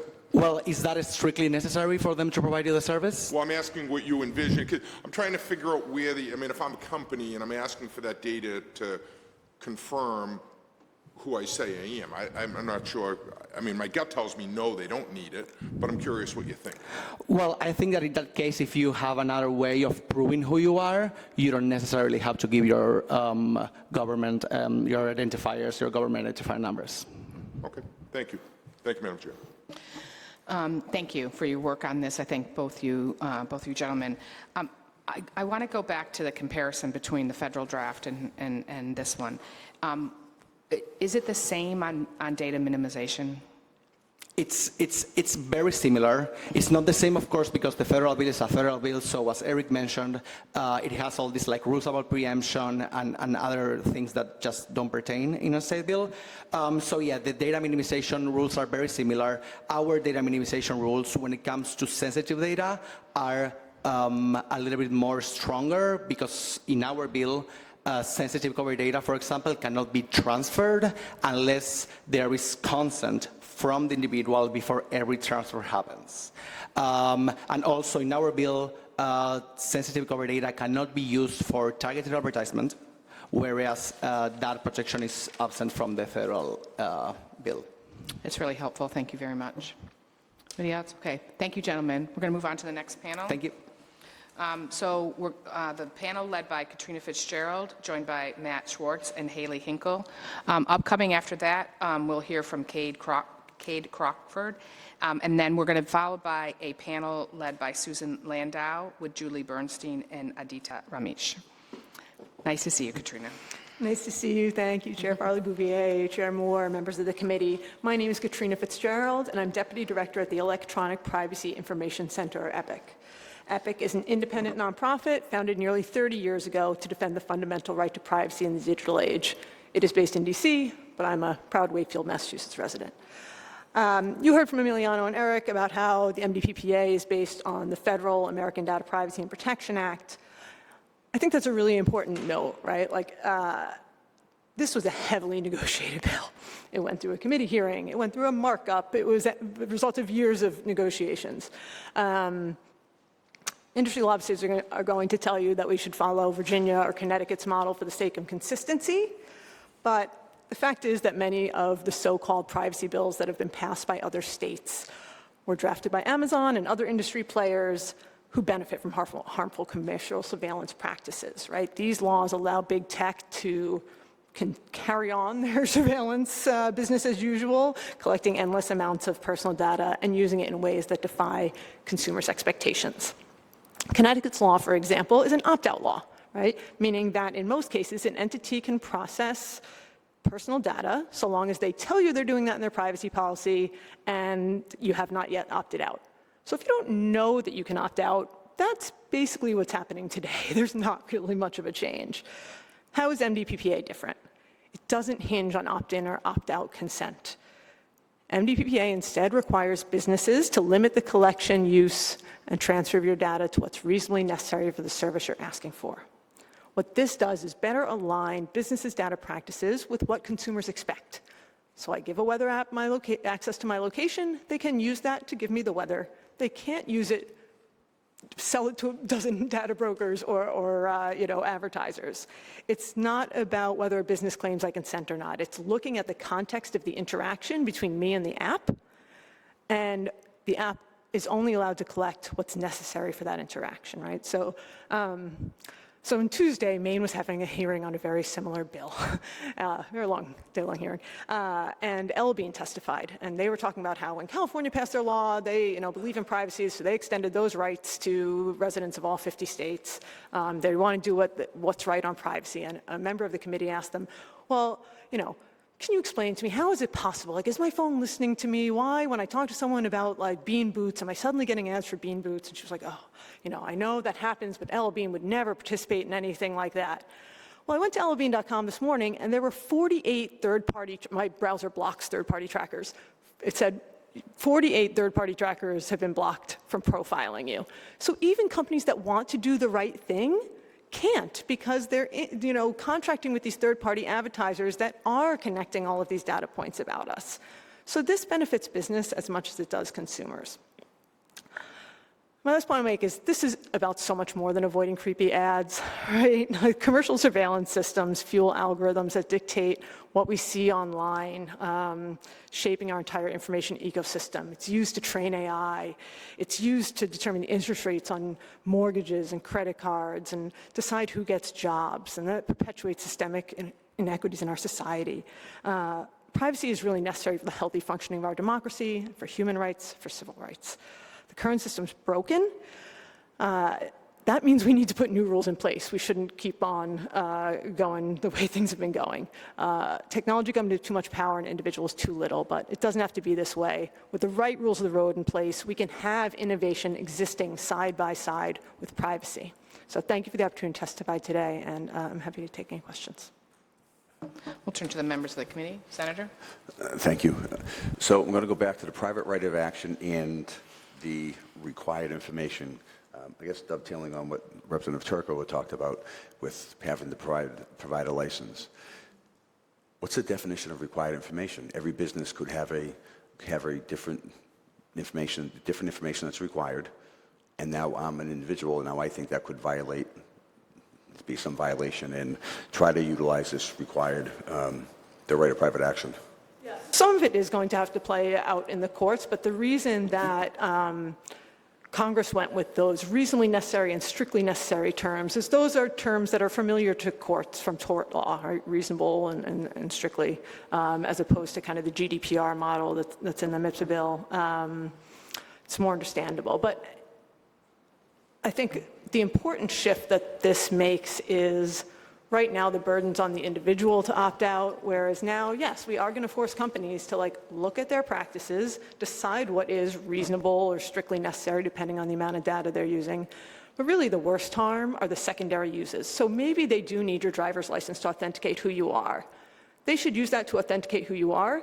They shouldn't then sell that data to a dozen data brokers. So data minimization does as much for those secondary uses as it does, for that initial collection, because it says you can only collect and use what's necessary. So it's making them look at, even if we collected this for this initial purpose, what other uses are we making of it? And those are the things that happen outside of consumers' view that they have no control or even knowledge of that are particularly harmful. So I guess, could there be an issue with more suits filed, trying to get clarity on this whole issue? Could there be issues with the lawsuits? I mean, Yeah. a big part of this is creating a culture of privacy, right? So if these rules are in place, like, my colleague David Brody, who testified in the federal bill, talked about, when civil rights laws were passed in the 1960s, it changed the culture in this country towards one against discrimination. And that's something I think we need in privacy as well. Having these rules in place will force companies, instead of just, the incentive right now is to collect as much data as they can, because that's financially beneficial to them. Even though if it's breached, it's not, so I don't think they should. But this will instead say, look, companies, you should really be limiting what you're collecting to what you need, because otherwise you're running afoul of the law. Okay, all right, thank you. Thank you, Katrina. I'm going to hold my questions because I forgot about your fellow panelists, and I didn't mean to do that. Gentlemen, I apologize. It was definitely my bad. So we have Matt and Haley in whatever order you choose. I'll take it first. Thanks, Chair Farley, Chair Moore, and members of the committee. Thanks again for allowing me to testify today. My name is Matt Schwartz. I'm a policy analyst with Consumer Reports. I'm based in Washington, D.C. CR is a consumer advocacy organization that's closely followed privacy legislation across the states, and we strongly support H83 S25. In lieu of a comprehensive privacy law, as you've heard, companies are free to collect and share incredibly sensitive types of information about consumers. This includes their search history, health information, sexual information, financial information, even your precise geolocation throughout the day, without giving consumers any control over how that information is collected or used. Often, this information is tangential to the underlying purpose of the product or service, but it's collected anyways because it can be profitable to the business later on. The bargain consumers are typically given is this. They may either accept the company's privacy policy in whole, or they can choose not to use the service at all.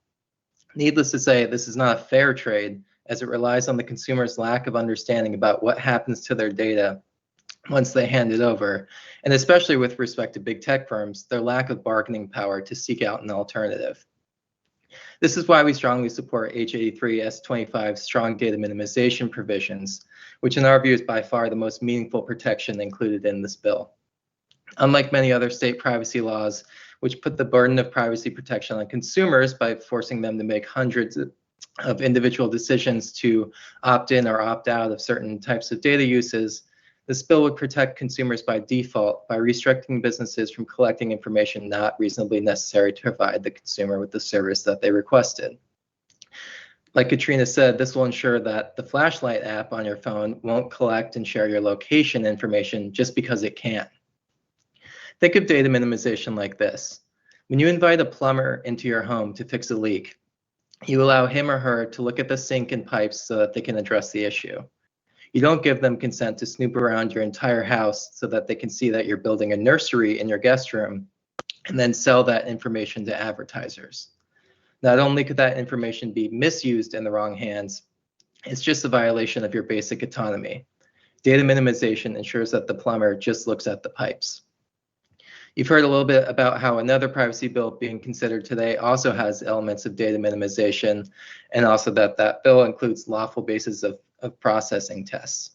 However, it's unclear how US courts would interpret those provisions, which are adapted from the EU context, and whether businesses might be able to argue or delay enforcement by arguing that their current practices are lawful under those tests. We think it's much simpler simply to forbid unnecessary collection and processing outright, and the MDPPA will ultimately make consumer protections clearer. So thanks again for allowing me to testify today, and I'm happy to answer any questions you may have. Thank you so much. Before we do that, let's turn to Haley.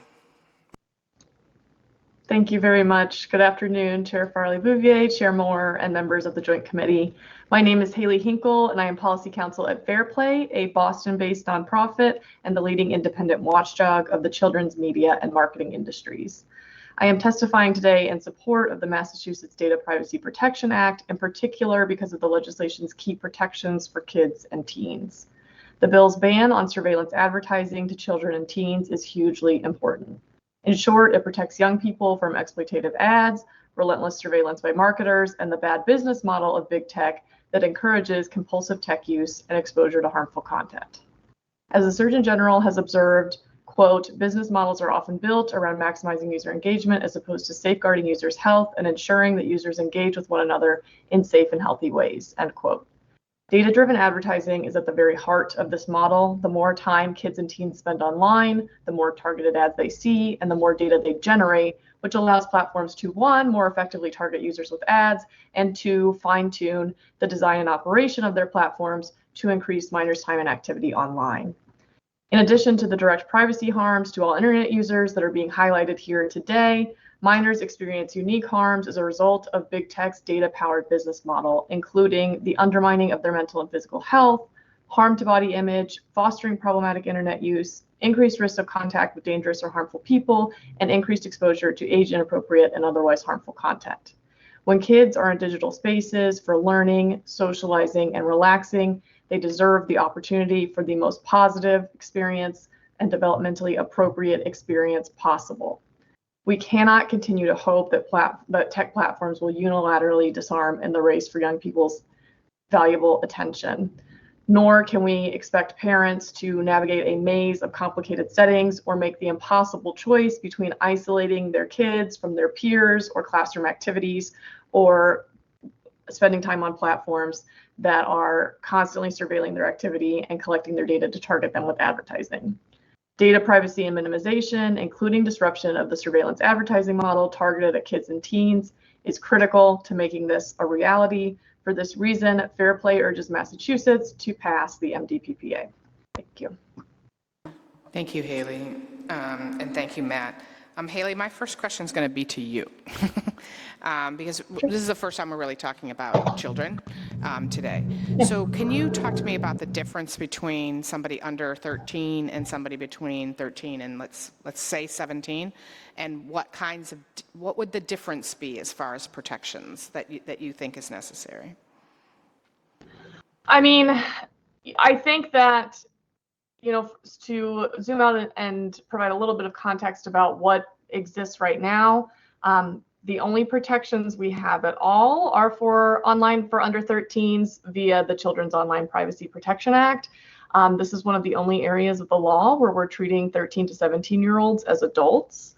And so in a you know, very just like general first line of defense sense, we have been advocating at Fair Play and pushing very hard to expand privacy protections to 13 to 17-year-olds.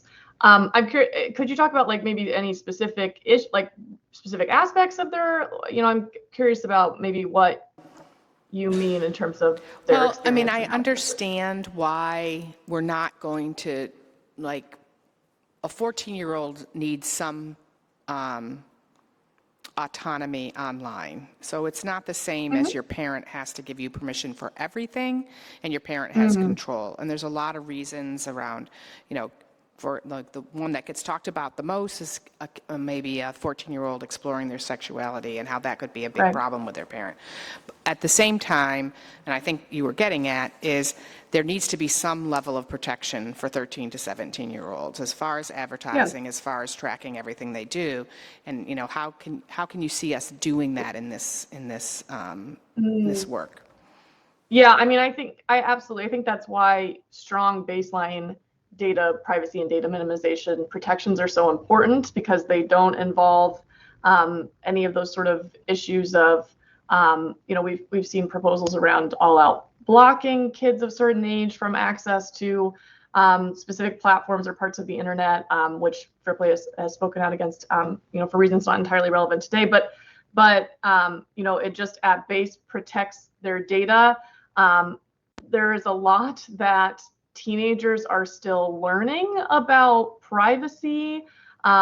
You know, their concepts are developing around what it really means, what business interests are at play. You know, they're still learning about things just like money and economy. And so this is not necessarily something that's automatically top of mind for them. And that's why we think default allowing them to explore and play and socialize without worrying about a huge dossier, basically, of data points being created, which is what we currently have now. By the time you turn 18, there's millions of data points available that are very revealing about your interests and your activities. Thank you very much. And if I could, Katrina, turn to you and ask you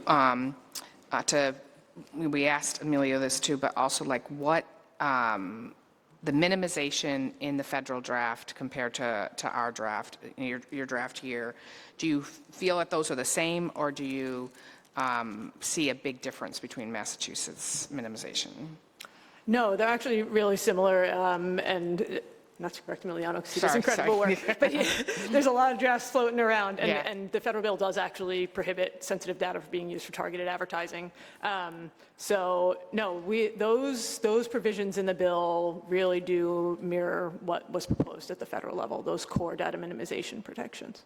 I think there were a couple of the to get really in the weeds, like those permissible purposes that are listed that don't quite neatly fall under the reasonably necessary requirement. I think some of those got tweaked along the way, and I have documentation of that. I can show you. I do a compare file, but that was largely just to kind of make sure that it worked under state law. And then if you could, again, the question asked to others, your views on private right of action and why you're supporting that in this bill. Yeah, it's really proven to be the only meaningful enforcement mechanism. Unfortunately, businesses know that the resources of attorney general's offices are limited, and they're only going to be able to bring a few cases a year. So having the kind of threat of a private right of action hanging over their heads forces compliance in a way that government enforcement risk does not. So, I would say that it just it really scares them more, I think, into compliance. And if you're complying with the law, then it shouldn't be an issue. Senator? Thank you. Talking the age appropriateness, the age 17. So California just had a case that the whole issue was litigated, and I think the law was struck down. Yes. Do we have any issues here with that, with this language? No, I mean, first of all, the AG filed an appeal of that case yesterday, and we are very hopeful that it'll get overturned because it was really quite a wild decision. That law required companies to do data impact assessments to evaluate their harms against children. So that was specifically like a kids protection bill. So I don't, that wouldn't impact the kind of data minimization requirements in this bill. Okay. That's even if the appeal is not successful, you think with the language in this bill is okay? Yeah, there might be some language about impact assessments that might have to be looked at, but I really am hopeful that, we don't think that the decision in the district court made sense, for lack of a better term. I think it'll definitely be overturned because it would impact privacy laws far beyond the California Age-Appropriate Design Code. It basically, it gave First Amendment protection to companies that they couldn't do first impact assessments. Forcing them to do impact assessments was compelled speech, which companies have been doing impact assessments and do impact assessments under many other laws. Okay. All right. Thank you. Thank you. And Mr. Turco, are you good? I have a couple of questions. Okay. Whenever you're ready. Okay. So I want to get to reasonably collected, for what you really need. So I really liked Matt's example about the plumber, and I'm totally stealing that from you, Matt. Let's go back to the cars. So I think that everybody can understand, it's not going to be hard to figure out what can be reasonably expected for a car to collect, right? Like you're collecting data, maybe even how fast I drive. Okay. You want to know like where people are traveling to. Are they off-road, on-road? Like, I can totally see where a car is going to be collecting some data on me. I want the car to continue to work. I want it to know when it's dark or if it's light. I want it to know if I'm about to back in to the fire hydrant behind me. I get that. But I used to, in my naivete, think it was limited to my car knows whether I prefer Starbucks or Dunkin' Donuts. Like, I used to think that they were even that smart. But I didn't understand until recently the unbelievable amount of data that the car collects on me. And that issue about data minimization, that we would be able to put the guardrails around that. So now a car is being manufactured probably in several countries before it gets to me, right? How is that going to make a difference for me, the resident of Massachusetts?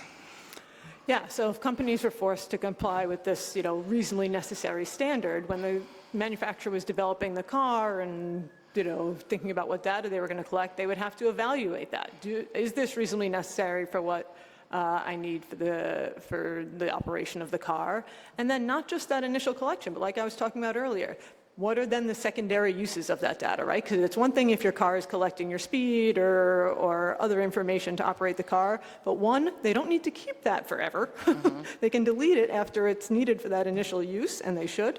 And then they don't need to be selling it to data brokers or disclosing it to a bunch of other third parties. So it's those secondary uses that happen outside of our view that are the most harmful, and that we think the guardrails need to be put on, because it just has run kind of out of control without rules.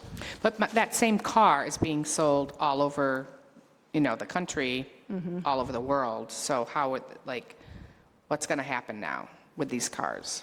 Okay, I can't get a Prius anymore in Massachusetts because they're not going to comply. Like, how is this going to work? I mean, the beauty of being a large economy here in Massachusetts, right, is that we could set a standard, like California often has with its emission standards. Companies will, work to comply with the strongest law.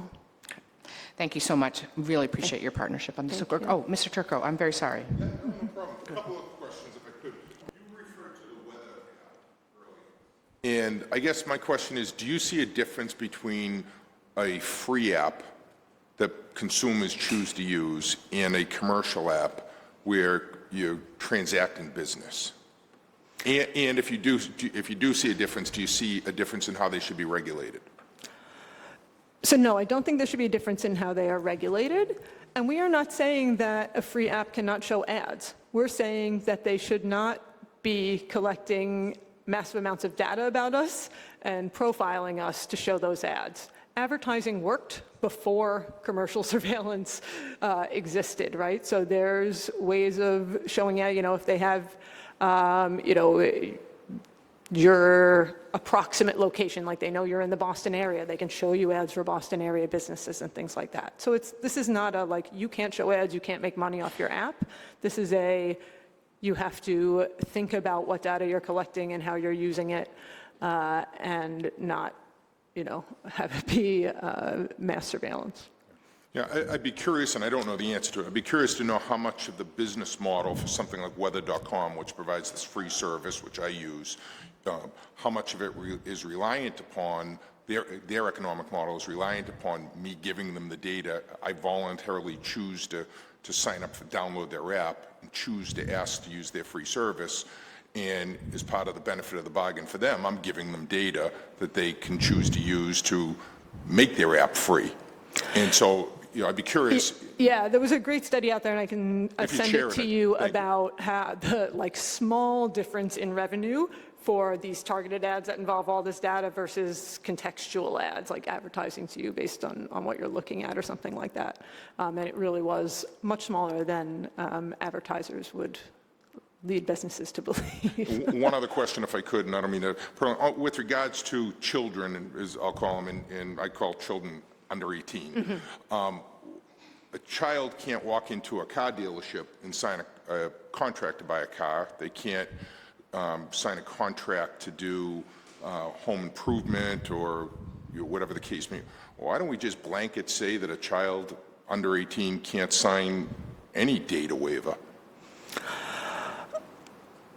The internet provides important benefits. We don't think that the choice should be you can't use the internet. No, I'm not saying that. I'm saying a child could still go on and look at Britannica.com or Expedia.com or a site, but just blanket say that the service provider cannot ask them to waive any rights because they're under 18 and they don't have the legal capacity to do so. We just passed a law last year that said if you can't get married in the Commonwealth until you're 18 because presumably collectively the House and Senate and the governor said they don't have the mental capacity to enter into something so critical as marriage. Well, their data privacy is just as important. So why don't we just blanket say they can't waive it? So, the point of a good, strong, comprehensive privacy law is actually we think anyone should be able to go to Britannica.com and not have to trade away their fundamental right to privacy to use those websites. So the benefit, as Haley said, of giving everyone those rights is you don't have to figure out who's under 18, which adds another level of complexity. There really is no privacy protective way right now to tell who's a teenager online.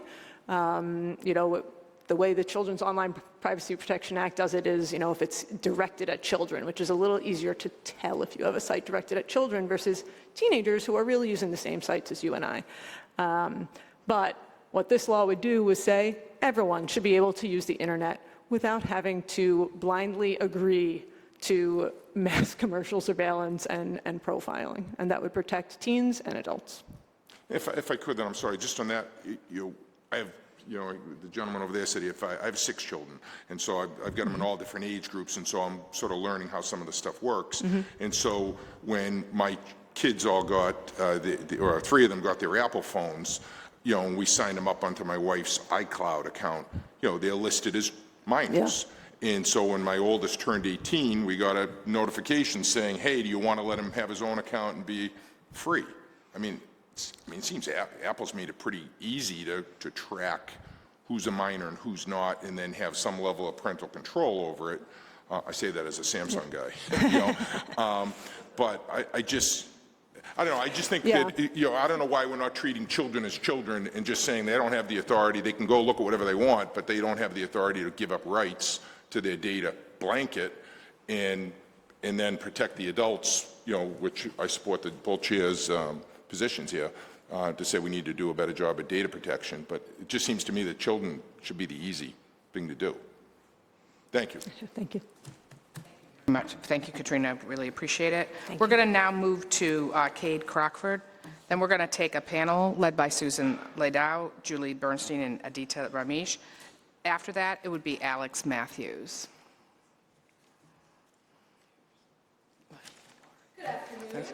Good afternoon. Hello, chairs, members of the committee. My name is Cade Crockford. I'm the director of the Technology for Liberty program at the ACLU of Massachusetts.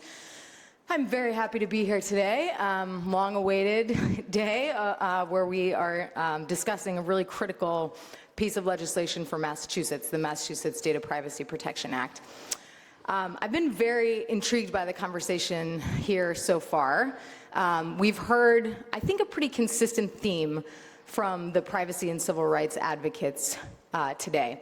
And that really is, it ought not to be the responsibility of individual technology users to try to manage the really unmanageable number of accounts and websites and services that they're accessing on the internet every day. I think, to the questions about child privacy, I was thinking, a rising tide for privacy lifts all boats. So it protects everybody in this room, in addition to all of our children and grandchildren and little nieces and nephews and all the other kids that we care about.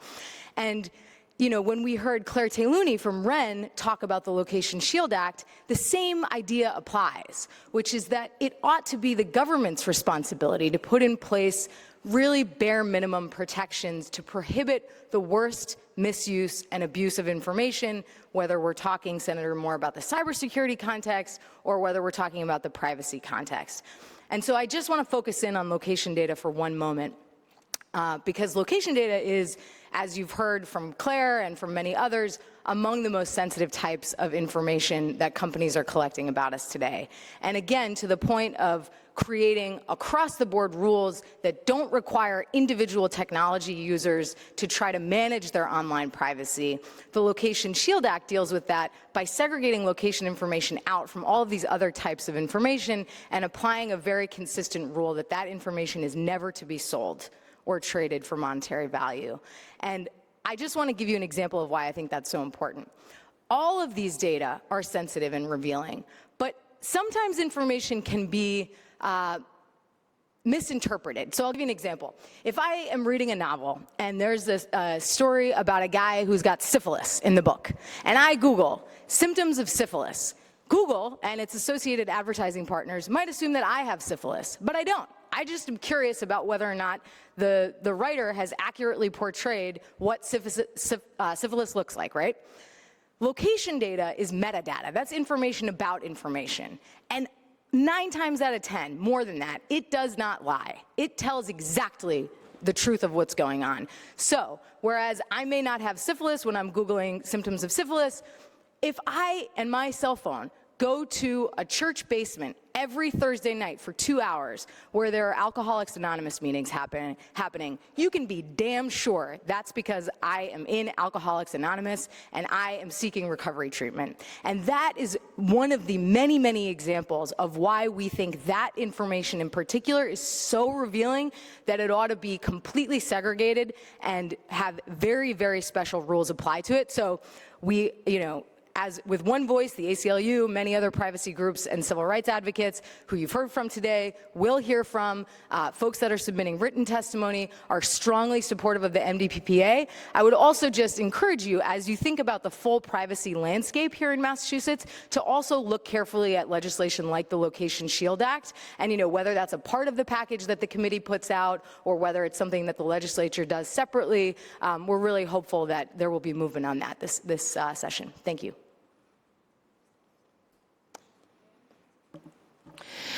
I would like to pick up on one of your examples. So on the location data, you're in the basement of that church, for 2 hours every Thursday night. Does my life insurance company have access to that data? Well, if they buy it, they do. Yeah, that's right. Right. So this is troubling in that, it's one thing, it's being collected by the phone. So this is what I'm learning today. It could be being collected by my phone, but it could be collected by an app on my phone, like the weather app, or it could be collected by, the really silly game I might have on my phone, right? All of those things could be happening, and it could be sold to what we heard before from insurance companies is how important data is in coming up with their rates and who should be covered, all those kinds of things. Data is important. I can see where data is important, your age, if you're a smoker, all things like that. But whether you're in that church basement every Thursday night might not be what we want to do. I think that's right. Okay, so I want to go to private right. I'm asking several people, private right of action. Why is this important? Well, I could give you a lot of reasons. I'll give you 2. One is that laws are not worth more than the paper that they're written on if there isn't a solid and robust means of enforcing them. And so it would be a real shame for the legislature to go through all the trouble of crafting a strong privacy law for the residents of Massachusetts, only to see it routinely violated and to have Massachusetts consumers, technology users, have no means of redress. As Katrina said from Epic, the Attorney General, we love our Attorney General. She's doing critical work. She and her staff cannot address by themselves all of the potential privacy violations that could unfold after a law like the MDPPA is passed. To Emiliano's point, we've seen with Illinois and BIPA that this law is not just used by the defense bar or the plaintiff's bar rather to go after companies for monetary damages, although I think that is an important component of the bill. It's also used by organizations like the ACLU to extract commitments from companies that they will stop violating the law, which is what happened in the Clearview AI lawsuit in Illinois. The second reason I'll give you is that The Massachusetts legislature has already identified the private right of action as a key element of consumer protection enforcement, and that's through 93A. So, you know, this wouldn't be the first time, in other words, that the Massachusetts legislature has acknowledged that in order for consumers to be protected from, in that case, unfair and deceptive practices, and in this case, privacy violations and digital civil rights violations, we need to retain our own rights to be able to enforce the law for ourselves. And then in H60, there's more of a limited private right of action, like if there's actual harm done, instead of like just kind of pushing the envelope, and if there's a, you know, there's an actual breach. Talk to me about like why wouldn't, tell me why that would be a good idea. Well, so to have it data be breaches limited. are one component of harm, right? We wouldn't want to create a situation where, let's go back to the AA example. You know, a company is amassing and selling information in violation of the law, say, about, you know, my attendance at AA meetings. I wouldn't only want to retain the right to enforce my legal rights under the law if that database that company maintains was hacked. I would also want to be able to enforce my rights if they collected and used that information in ways that violate the statute beyond a mere data leak. Thank you. Anybody else? Good, good. Thank you very much. Thank you so much for your work on this issue. We're going to bring up the next panel. We have Susan Landau, and then I believe online is Julie Bernstein and Adita Ramesh.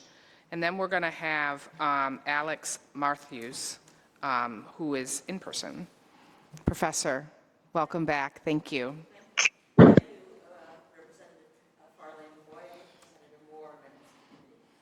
Pleased to be here, and I feel especially lucky to follow Kate Crawford because I have things to add on, build on what she had to say. What I want to talk about today is data that is collected that users have no idea is being collected and that can use and that can be used to harm them. And what I want to talk about is smartphone communications metadata, the data that is used when your communication is sent, whether to Google or to Facebook or to whoever, to get data back, and device and software telemetry. So AT&T used call data records from its inception, and call data records were for quality of service, for planning future business, for billing customers. But everything is different now. For one thing, IP communications are much richer, and so the metadata that is used to deliver your communication to a company in order that you get the content back that you want has to be much richer, and it's much more revealing information. When we moved to cell phones, we moved to phones that moved with the user. And as Kate has already said, location is very, very revelatory. When we moved to smartphones, we moved to phones that are also computers. And those computers are interesting in all sorts of ways. They're IP metadata, but they also have the following issue. All of you have taken your phone and rotated it this way or handed it to somebody, and the phone screen switches, and it's great. That's accelerometers and gyroscopes. You've all used your phones for mapping applications. You know when you use it for mapping applications, you know when you use it for search, that you're sending data to Google or to somebody to get back the information you want. What you didn't know is that the sensors on the phone, the accelerometer, the magnetometer, the gyroscope, that data which makes your phone function better can also be sent off phone.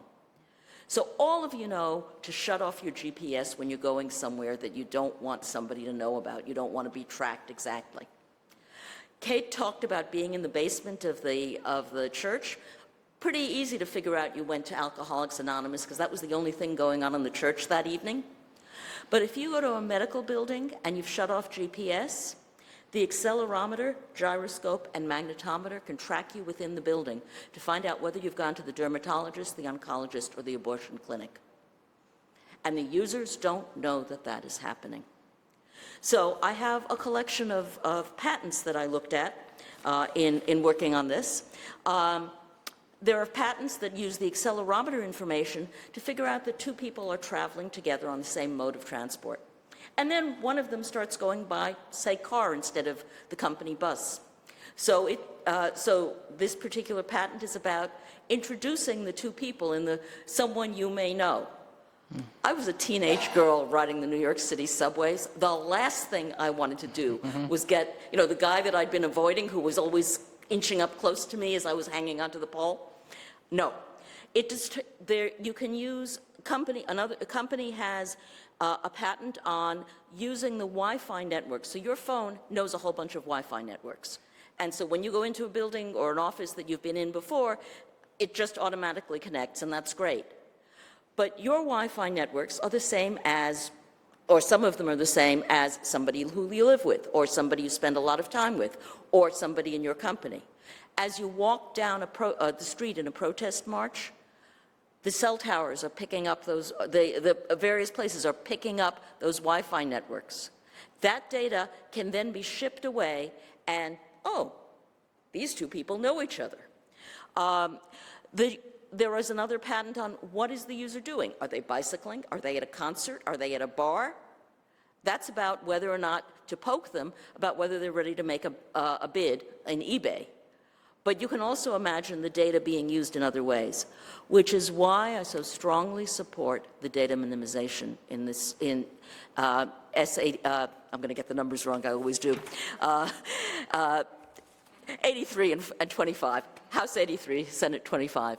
That data minimization is really critical here, because here we're talking about information that the user has no idea is being collected, has no ability to stop, and can get sold and used against the user further on. And there's an FTC study, there's a Norwegian Consumer Council study. The FTC study talks about the 6 major ISPs and the harms that can come to users by the use of that data. So they might find out that you've been going for psychological treatment and maybe your life insurance is more expensive. Or we can go on with a list, bail bondsmen, or inability to get a loan by where they find out where you're living, or not where you're living, but where you hang out, or who you're hanging out with. And so the secondary use of this data, and in fact this data, the user can't control at all, but the secondary use is really, I would say, criminal. Thank you so much, Professor. Really appreciate your time and your expertise in this area. We're going to go to your other panelists, Julie and Adita, in the order you choose. I will go first, if that's okay. Chair Moore, Chair Farley-Bouvier, Vice Chairs Payano and Hawkins, and members of the committee, thank you for allowing me to testify in support of S25H83, the Massachusetts Data Privacy Protection Act, on behalf of the Massachusetts Civil Liberties Group Digital Fourth. A congressional report from July of 2023 revealed that for years, tax filing companies, including H&R Block, TaxAct, and TaxSlayer, exposed millions of customers to risk by sharing their financial data with Facebook's Metapixel in order to target customers with ads for new products. Meta warned companies that Metapixel should not be used to track sensitive information like health or financial data. Despite this, there were several cases in which sensitive user data was repeatedly sent to Meta from major hospitals and telehealth companies. The MDPPA would prevent these abuses by requiring that large social media companies and businesses with over 75,000 customers in Massachusetts receive the explicit permission of their users to target advertising to them.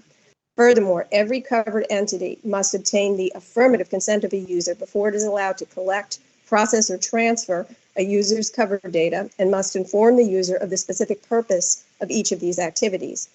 In July, Amazon drivers subjected to video monitoring, ostensibly to ensure safety, found driver-facing videos from their in-van surveillance posted on Reddit. It was evident in several cases that the video was transmitted from a monitor within the warehouse.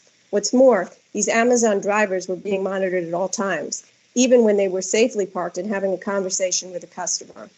Drivers were outraged by the public sharing of these invasive surveillance. One commented, "They already have enough surveillance devices on us. With the camera, it's just over-supervising and invasive use of technology.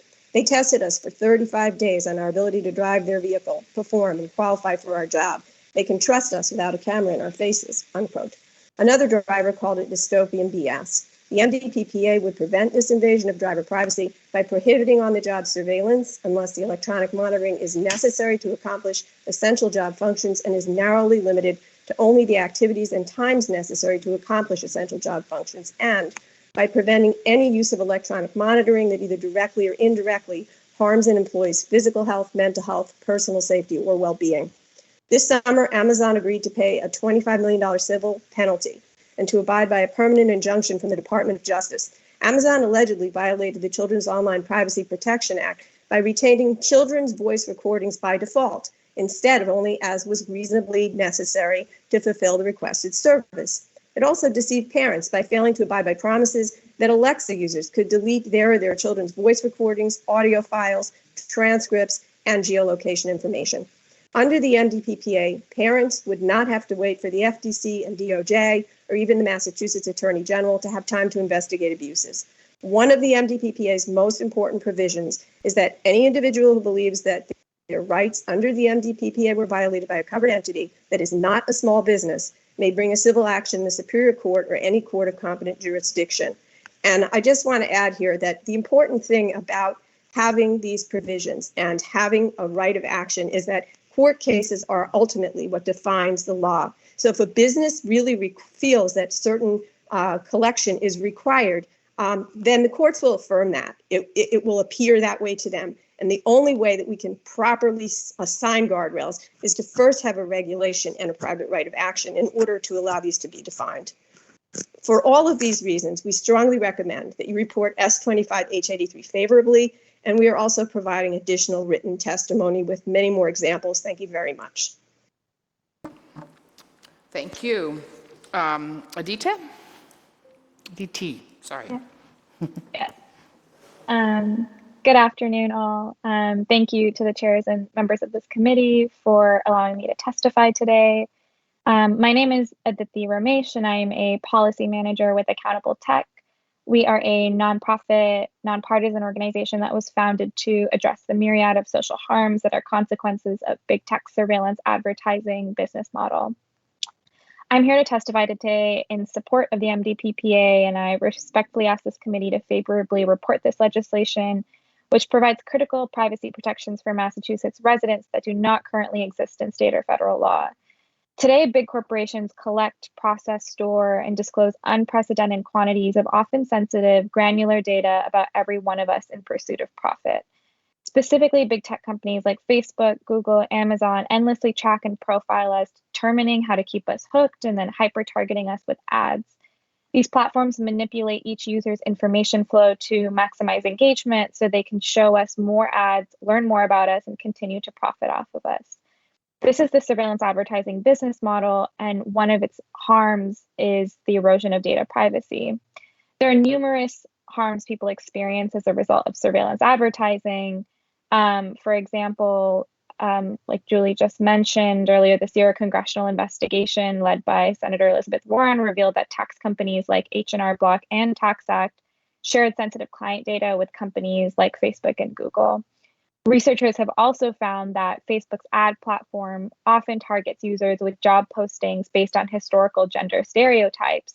Job advertisements for mechanic positions, for example, were overwhelmingly shown to male users, while ads for preschool teachers were mostly shown to women users. Without a law like the MDPPA, Massachusetts residents won't have an avenue to remedy the harms caused by the invasion of privacy that drives the surveillance advertising business model. The MDPPA would protect sensitive data, such as financial and health-related information. Furthermore, it stipulates that private companies should not monetize, sell, or misuse these types of personal information.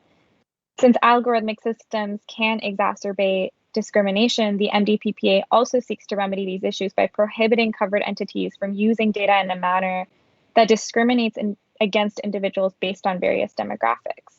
The enactment of this legislation would mark a significant step forward in protecting individuals' data privacy. It provides a middle ground between the interests of companies have in collecting and using data for products and services and the fundamental right to privacy for individuals. By implementing these common sense regulations, we can ensure that Massachusetts residents and visitors can make use of the latest technologies without compromising their fundamental rights. Thank you. Thank you. I'm going to turn to the panel. Sorry to the committee members here for any questions for the panel. Senator, good? Sure. We really do appreciate the time and thought that you put in and the expertise that each of you bring to this, and we hope that you'll stay engaged in the process as we go forward. Thank you so much. Thank you, ladies. Okay, going back to our list, we are now going to be calling on individuals who have signed up to testify. We're going first to Alice Matthews. Did I say that correctly? I did not quite. I also want to let people know that next will be Ryan Kearney and then Alex Spiropoulos. Did I do that okay? Okay, I'm working on my pronunciations here. Thank you so much, Alex. Looking forward to your testimony. Thank you very much, Chair Farley-Bouvier, Chair Moore, members of the committee. My name is Alex Matthews. I am the chair of Digital Fourth. We are a civil liberties and privacy-oriented volunteer group here in the Commonwealth. We've been around since 2012. We favor the MDPPA, and I'd like to speak a little bit to some of the testimony that was given from people who oppose it. The representative from TechNet expressed concerns that if MDPPA were adopted, that it would create problems between states because definitions would need to be aligned across states for fear of litigation. I have a couple of things that I want to say about that. First, what has been happening with individuals' data on the corporate side has been deeply irresponsible. They have been deeply cavalier with people's data, and they have exploited it without regard to all of the situations and sensitivities that other people testifying have talked about. They have created gigantic pools of people's private data unaccountably that can then be exploited not only by them for targeted advertising purposes, but by hackers and also by federal government organizations. We are facing a situation where we may have another round of President Trump, and we've already gone through one round, God knows. And he is not above weaponizing federal agencies like ICE and CBP to exploit people's data in the same sense as the sea is not above the clouds. Data exploitation of this kind has already been happening under less hostile administrations, and that will be enhanced under him. Secondly, if we are talking about creating inconsistent definitions across states, then I'm sorry, but different states are supposed to be the laboratories of democracy. Where we are with this, because Congress has not acted, is we are exactly in a stage of states experimenting with different models and seeing what will be appropriate according to the values of the people in those states, according to the values of the legislators in those states, and it is completely appropriate for Massachusetts to lead on this, just as it is completely appropriate for Massachusetts to lead on the topic of gun reform and not to wait and defer to Arkansas or Tennessee on that matter. So you should feel at liberty to fulfill the role in our federal setup that is assigned to you as legislators by allowing Massachusetts to lead on this. Thank you so much. Questions from the panel? Be online. Thank you very much for your testimony. We appreciate it. Moving on to Ryan Kearney, then Alex Spiropoulos, and then David Mull.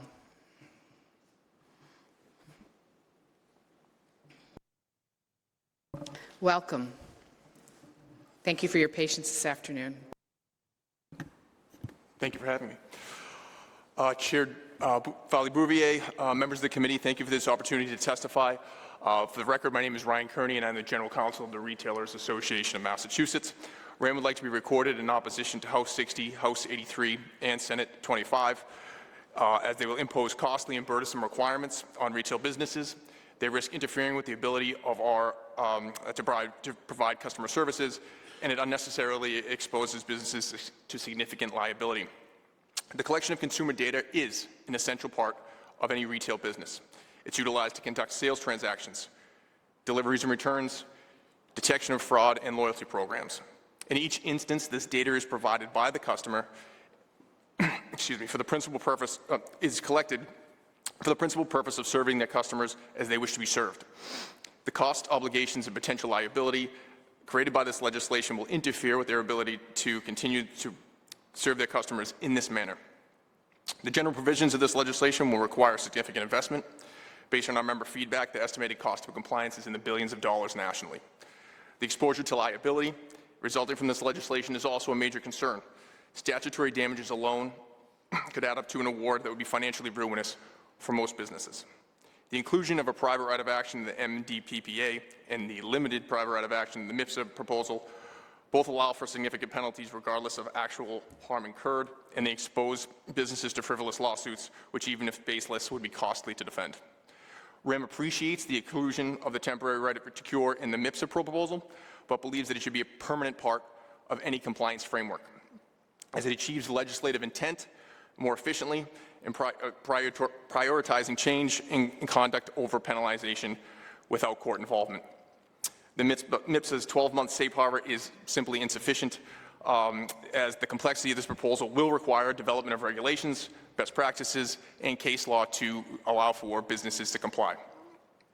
In terms of scope, the statutory obligations imposed in this bill should apply equitably to similarly situated entities handling consumer data. If it is necessary to protect the public, it is unclear why only certain sectors are targeted and others, including the government, are completely exempt. In terms of uniformity, we've already discussed that the federal government is not going to be taking action anytime soon, but we do recommend that uniformity is necessary. The reality of today's economy is that business is regularly conducted across state lines.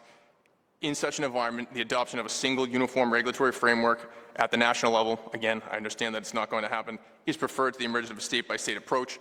We've seen in current laws have already resulted in disparate treatment of parties regulated, business obligations imposed, consumer rights granted, and avenues for enforcement liability. The uniform national approach would not only ease compliance, but would also provide equitable protections for rights to consumers across the country. Short of a federal approach, Massachusetts should consider a regional approach among the New England states.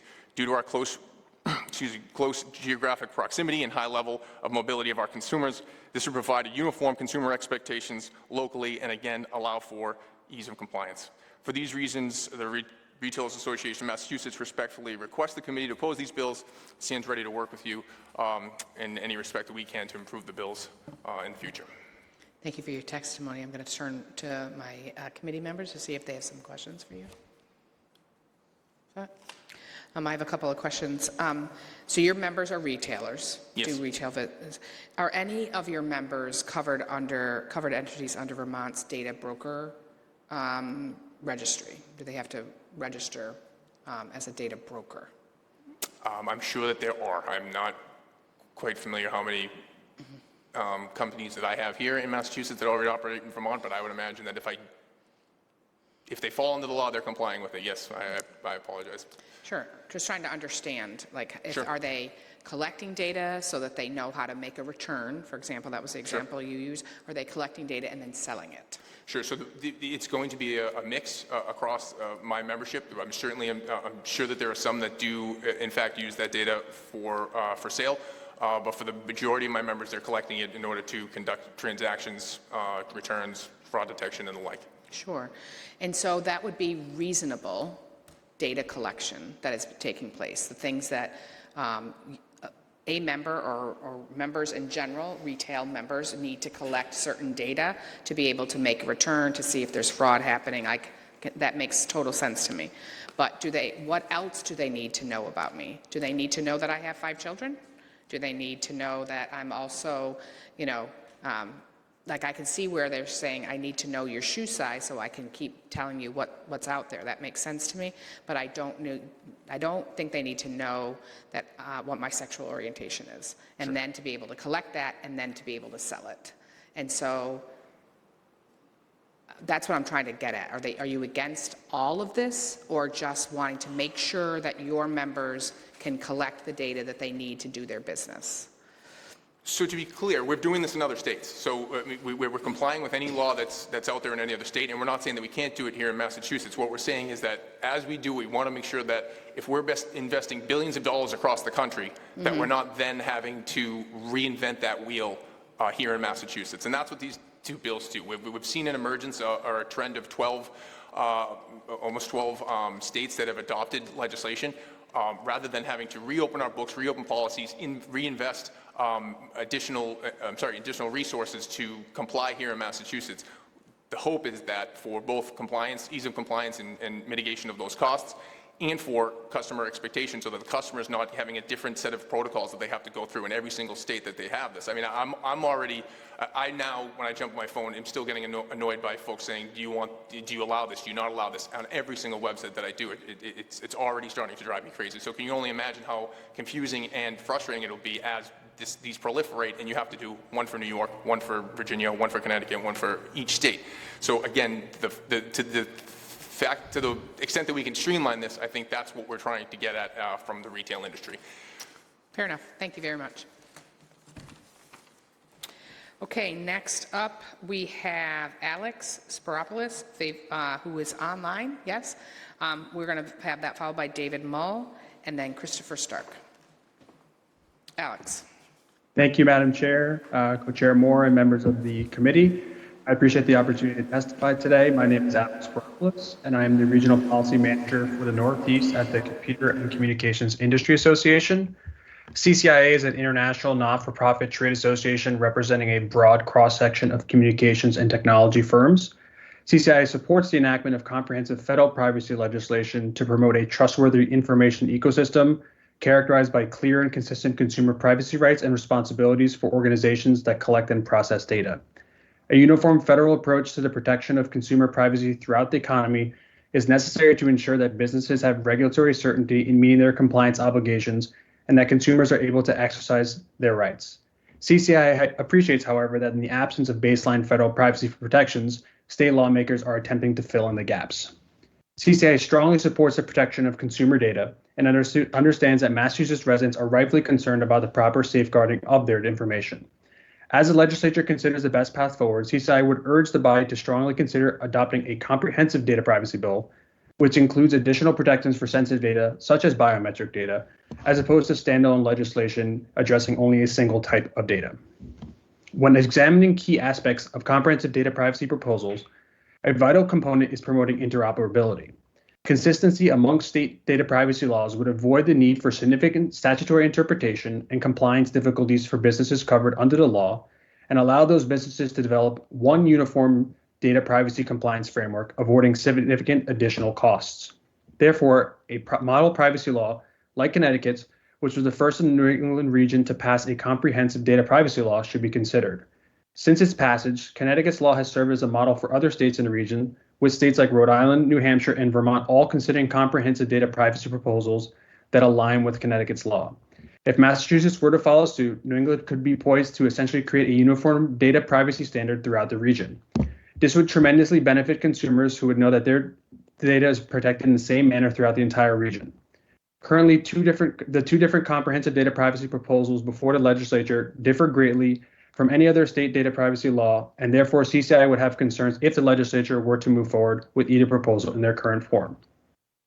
While we believe that efforts to protect biometric data would be better suited and incorporated into a comprehensive data privacy bill, we do have concerns about the biometric data privacy bills currently being considered by the committee in their current form, namely due to the inclusion of a private right of action, the lack of a cure period, and several other current defined terms in those bills which differ from other existing state privacy laws. Thank you for the opportunity to testify today, and I look forward to working with the committee throughout the legislative process. Thank you so much. Are there any questions from the panel? Okay, we're going to move on to David Mull. That's going to be followed by Christopher Stark, and then finally Julie Lee. David, you still with us? Okay, I'm going to come back to David. Christopher Stark, also online. Okay, I'll come back to both David and Christopher. Julie Lee, you still in the room? Okay, so I'm just going to go one more time and call these three names. David Mull,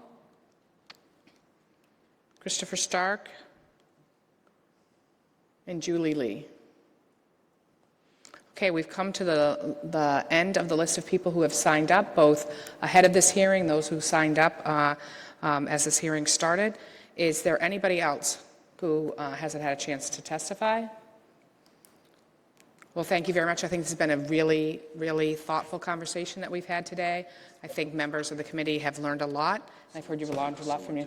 Oh, is somebody online trying to get on? Hi there. Yes. Is this Christopher? Hi, good afternoon. This is Andy Kingman. I'd love to hear from you, Andy. Go ahead. Thank you very much. And I apologize. I just signed up yesterday, so apologies. My name is Andrew Kingman. I represent the State Privacy and Security Coalition. We're a coalition of 32 companies across a number of sectors. I wanted to address a couple points today. One is that the sort of Connecticut framework that's been tossed around has been termed an industry bill. I really want to dispel that notion. The Connecticut bill was the process of a 2-year stakeholder group involving many of the same entities that have testified today on both sides of the aisle. That bill was supported by Consumer Reports. The ACLU was a part of that.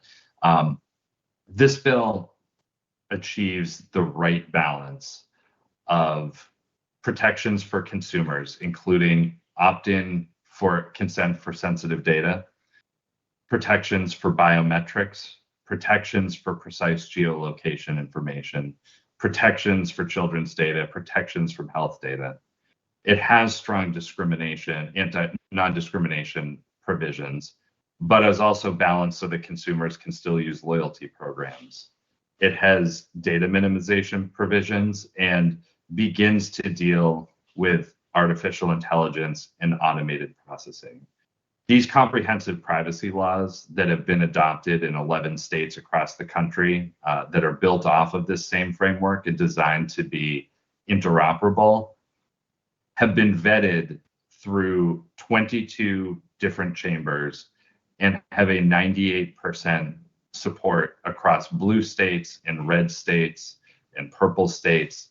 I was part of the Oregon Attorney General's workforce that took 4 years to promulgate their data privacy bill. And so I just want to support that model as the right approach for Massachusetts. I would also note that in addition to Connecticut, Rhode Island is expected to consider a version of that this coming session.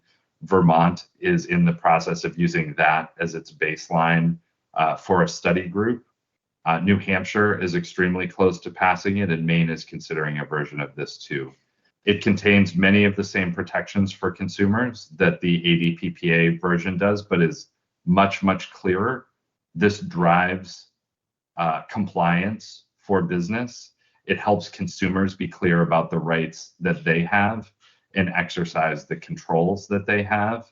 And most importantly, it provides critical redress for consumers through the right to cure. I see my time is up, so I'd be happy to answer any questions, but I have worked on these laws in all 50 states, so I'm happy to answer any questions you may have. Well, we certainly appreciate your expertise and your experience across the different states. I have a very specific question for you, and that is, can you tell me about data minimization in Connecticut that you mentioned compared to what is being proposed today?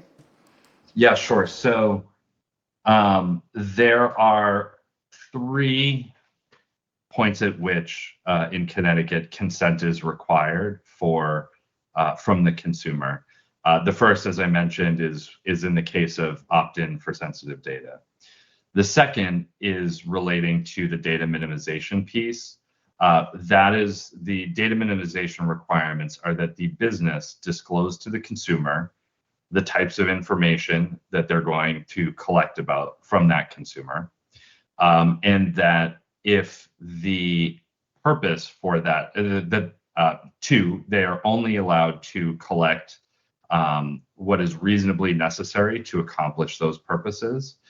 If those purposes change, so if you say, look, we've collected this set of data for you and we're going to, we said we were going to do it for this purpose, but now we're going to add different purposes onto it, we have to come back to you for consent. And then the third point of which is if you add new types of data to the collection. So if you say we're only collecting this particular type of data or these types of data, but we decided we would like to collect more, you have to come back to the consumer for consent. And that is consistent across all 11 states that have adopted this framework. Thank you for that. Any questions from the panel? Senator? Yeah, you may or may not have this answer, probably not. I'm just curious though, we've heard mention of the Connecticut legislation.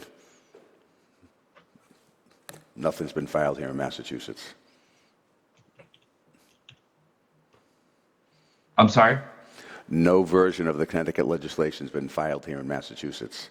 I guess if that's the preferred version with consistency, we've got 6 bills filed in different versions. I'm just kind of curious why that wasn't. Yeah, thank you for the question. So the version of House Bill 60 and Senator Feingold's bill in the Senate does have elements of Connecticut. As he noted, that bill combines those elements with elements of GDPR and California. And so we think that would make the most logical starting point. But one point that I think is important and would ask this committee to consider is that I actually don't believe that it works to have different parts of different laws and try to combine them into the same bill. And I would just say that the GDPR is its own framework and was drafted in a particular way with particular terms and particular concepts. California was drafted using its own particular terms and concepts, and the kind of Connecticut framework has its own terms and concepts in it. And so I think it's really about picking a framework and then determining from there what the features and protections that are best for the Commonwealth would be. Okay. Yep. Thank you so much, Andrew. And if I'm just going to check again if there's anybody else online signed up. Anybody here in the room? Oh, sir. Your name? David. We called your name earlier, but please feel free. Very welcome here.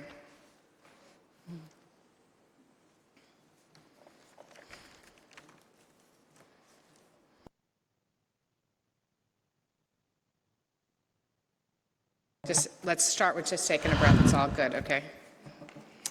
Hello. I'm David. I'm not a resident of Massachusetts, but of the adjoining state of New Hampshire. And I've been a privacy and security engineer for the last 8 years. I don't come here representing any industry or my employer. I come here as a person who, admittedly, I've worked with Restore the Fourth and ACLU and Consumer Reports on analyzing some of these bills. But I come here as a person who, in the course of my work, has had to re-identify individuals from supposedly anonymous data, has had to help companies comply with regulations both in the EU, where I used to live, and in the US, including California. And what I have to say is this: opt-out bills are useless. It's a strong statement, but privacy is an individual right. It is a fundamental human right, but it's also a kind of herd immunity from coercion. And our freedom and ability to operate without undue coercion comes from the majority of the population not being subject to mass surveillance. Let's talk about Dobbs. I know it's a partisan issue, but the Massachusetts legislature has clearly put care into ensuring that Massachusetts is a safe state for out-of-state residents to be able to access necessary reproductive care. And of the two strains of state privacy bills that are under consideration in the various state houses this year, there is the Connecticut model and the ADPPA model. And what some of the industry representatives have said today, that no other state is considering an ADPPA model, is false. 2 days ago, I was in Augusta, Maine, and that is precisely what is being considered there. It's true that Massachusetts has a strong enough economy to lead the country in the direction of a meaningful bill.